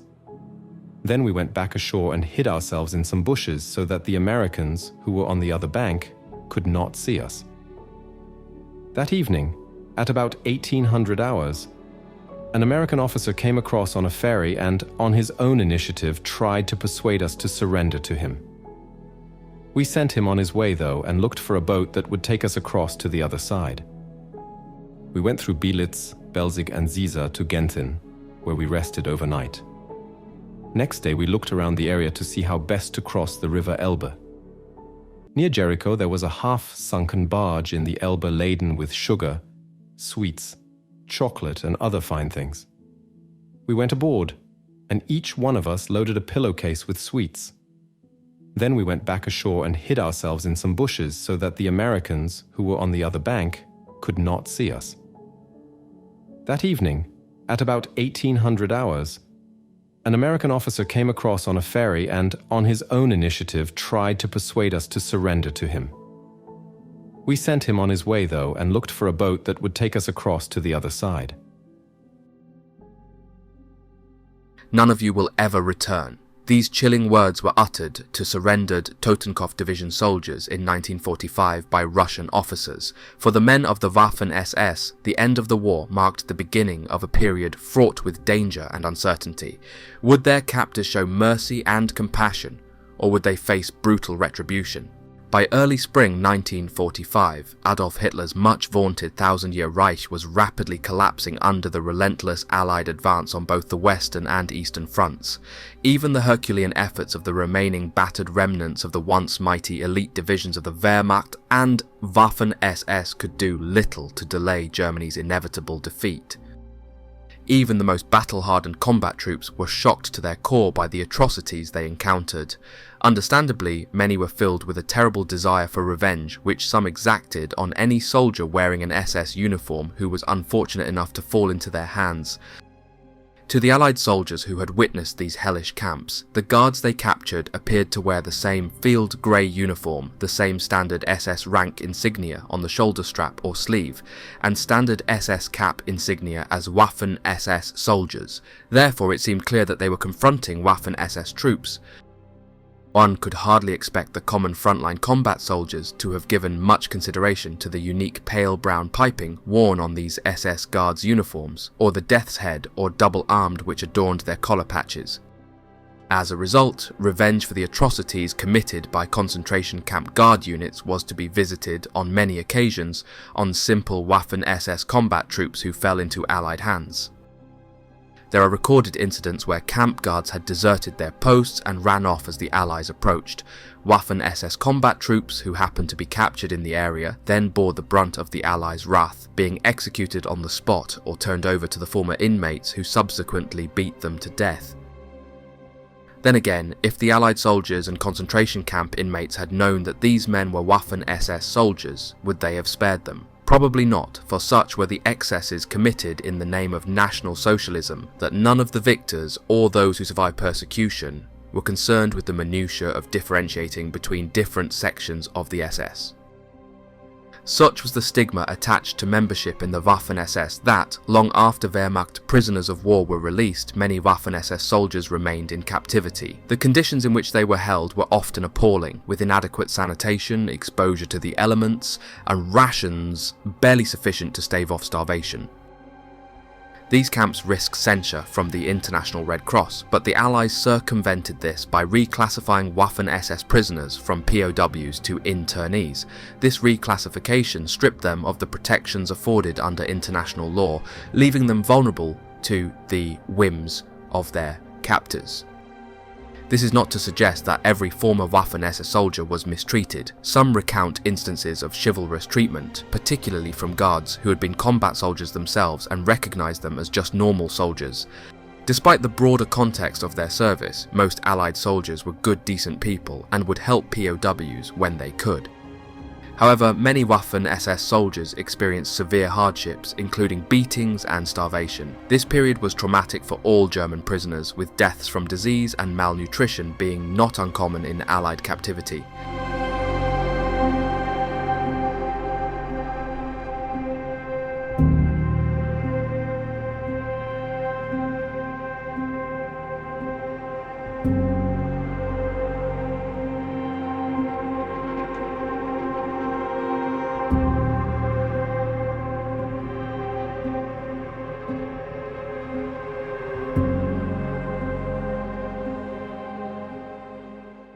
Today we are sad at the way we have been portrayed by historians and the media. That said, we are at the same time glad that now more and more people are interested in the real military role our former units played in the war. Our officers were tough and led from the front, like officers in today's armies.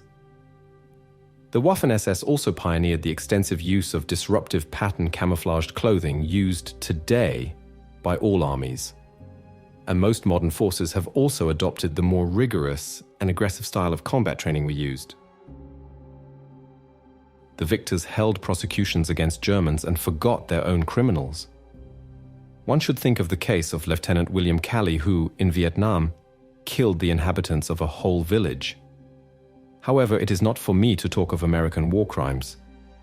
War has its own laws, though these laws should not be used to judge one side only. First, I think the media are to blame for not differentiating between the Waffen SS and the security forces. All are generalized under the title SS. Who was Eichmann who carried out the persecution of the Jews in such great numbers? He was in the Allgemeine SS and is therefore seen as one of us. So long as they don't try to make any differentiation between us, the fighting troops, and them, the truth has no chance. Just ask the soldiers who fought against us. The enemy frontline soldiers who have experience of us know, like the British soldiers at Arnhem who fought against us. They know what the Waffen SS were like. In general, when people talk of the SS, they think of concentration camps and the brutal killing of prisoners and civilians alike. We all know of policemen who have treated arrested persons very badly. We all know of people who murder or torture their victims, and we all know of the armies that have committed atrocities. But that does not make everyone who wears a uniform a beast. The terrible thing, however, is that with the SS, everyone in either the Allgemeine SS or Waffen SS has been labeled as bad. The Waffen SS was composed of volunteers who were soldiers with minimal political affiliations, whereas the Allgemeine SS contained Nazi party members and not soldiers. Most people who talk of the SS really mean the Allgemeine SS. They do not know there were two groupings. We, in the Waffen SS, were just soldiers. Maybe a bit better than the ordinary Wehrmacht soldier, but that was probably because we were volunteers. I never personally saw any misbehavior on our side. In Apollinovka, for example, north of Dnipropetrovsk, the local Russian population was treated completely free of charge by our doctor, a Dutch SS Hauptsturmführer. At another time, we were located near Losovaya, and the Scheißhaus Parole, latrine gossip, consistently mentioned that we would be moved either to France or Italy.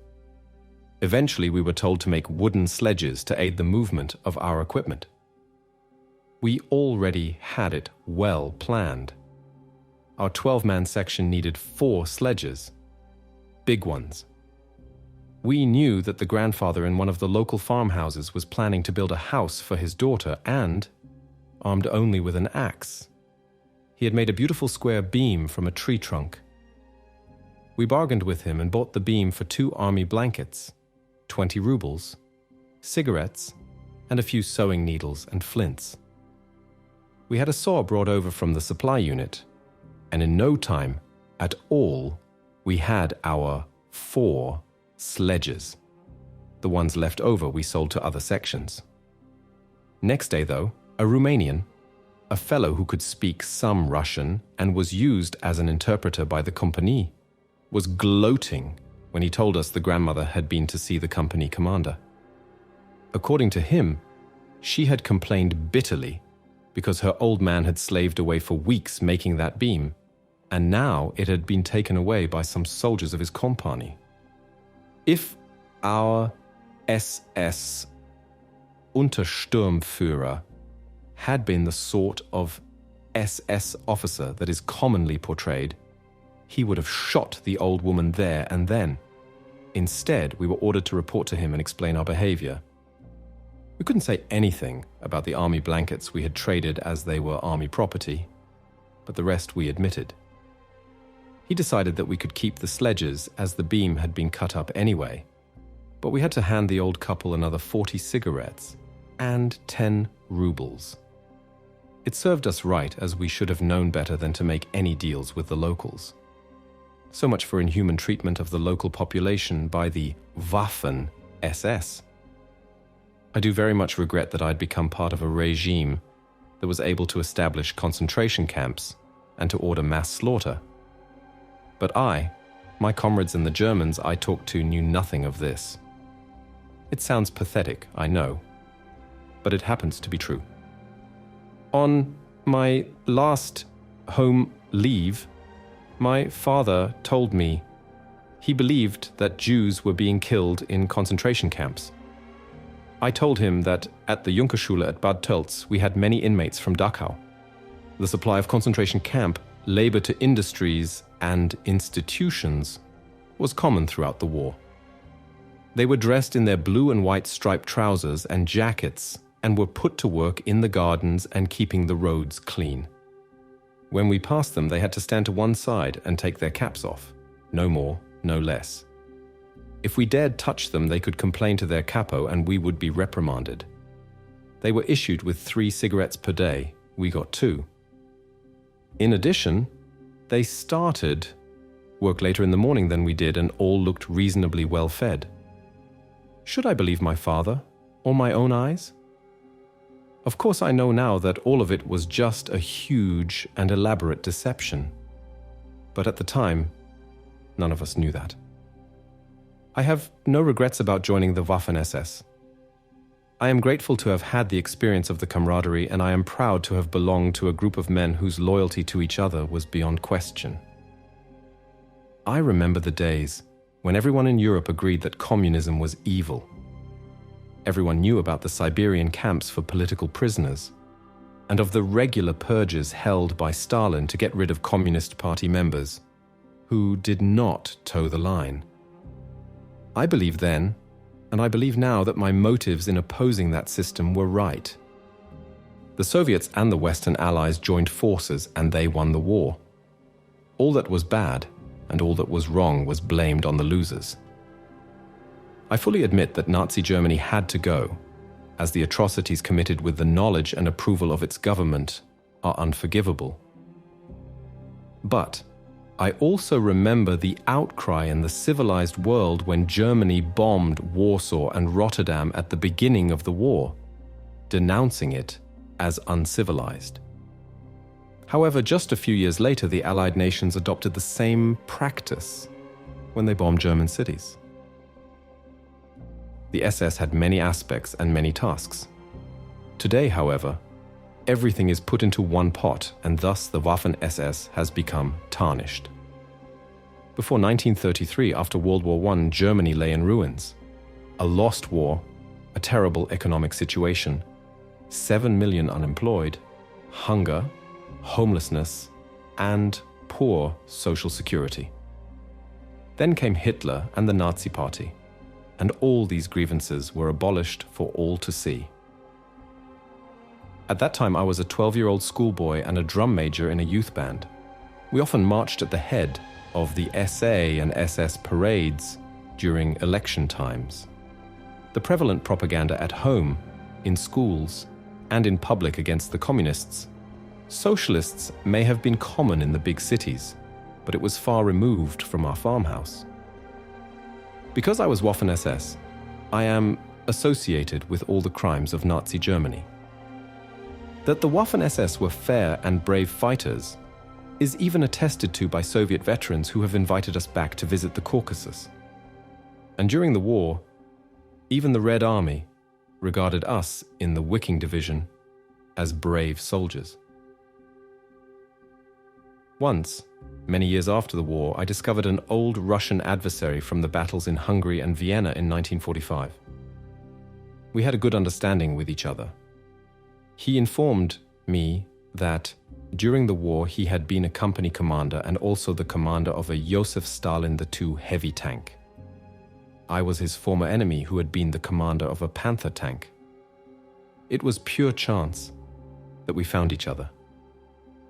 But there we were, facing each other across a table in a bar. On that day, though, there was no more enmity. We were just 2 old soldiers, and so we sat there and drank many glasses of vodka together. After a great deal of medical treatment for my severe lung wound, I eventually ended up in Camp 106 in Stamford. There, an English captain brought my sold book, which had been left behind in my tunic pocket in the ambulance when I had first been brought to an English field dressing station in Normandy. He could see that I had been in the Waffen SS. We got talking as it appeared that he had been directly opposite me in the fighting. Because I was not medically fit to work, I became his Batman, and we became such good friends that we are still in touch to this day. He kept my Soldbuch safe for me until I visited him in England in 1958, when he returned it to me. Although, as soon as I had been captured, I identified myself as a soldier of the Waffen SS. I did not have any problems. Several interrogations and written questions followed after the war's end, but it wasn't really so bad. Today, though, the military achievements of the Waffen SS are not recognized. We are all seen by the greater part of the population, especially the media, as war criminals. The Waffen SS had no love for Himmler. To us, he was more or less a stranger. We called him Reichsheini, meaning he was a man obsessed with his own importance. About Hitler today, I think he must have known he could not win a war against the whole world.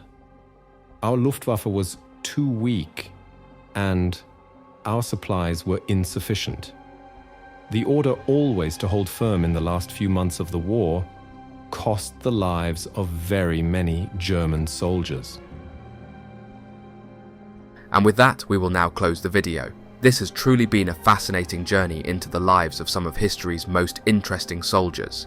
Remember, it's important to form your own opinions about what you've seen and heard. History must always be respected and discussed openly. We are constantly learning and uncovering new insights, but it's crucial to remember that history is never black and white.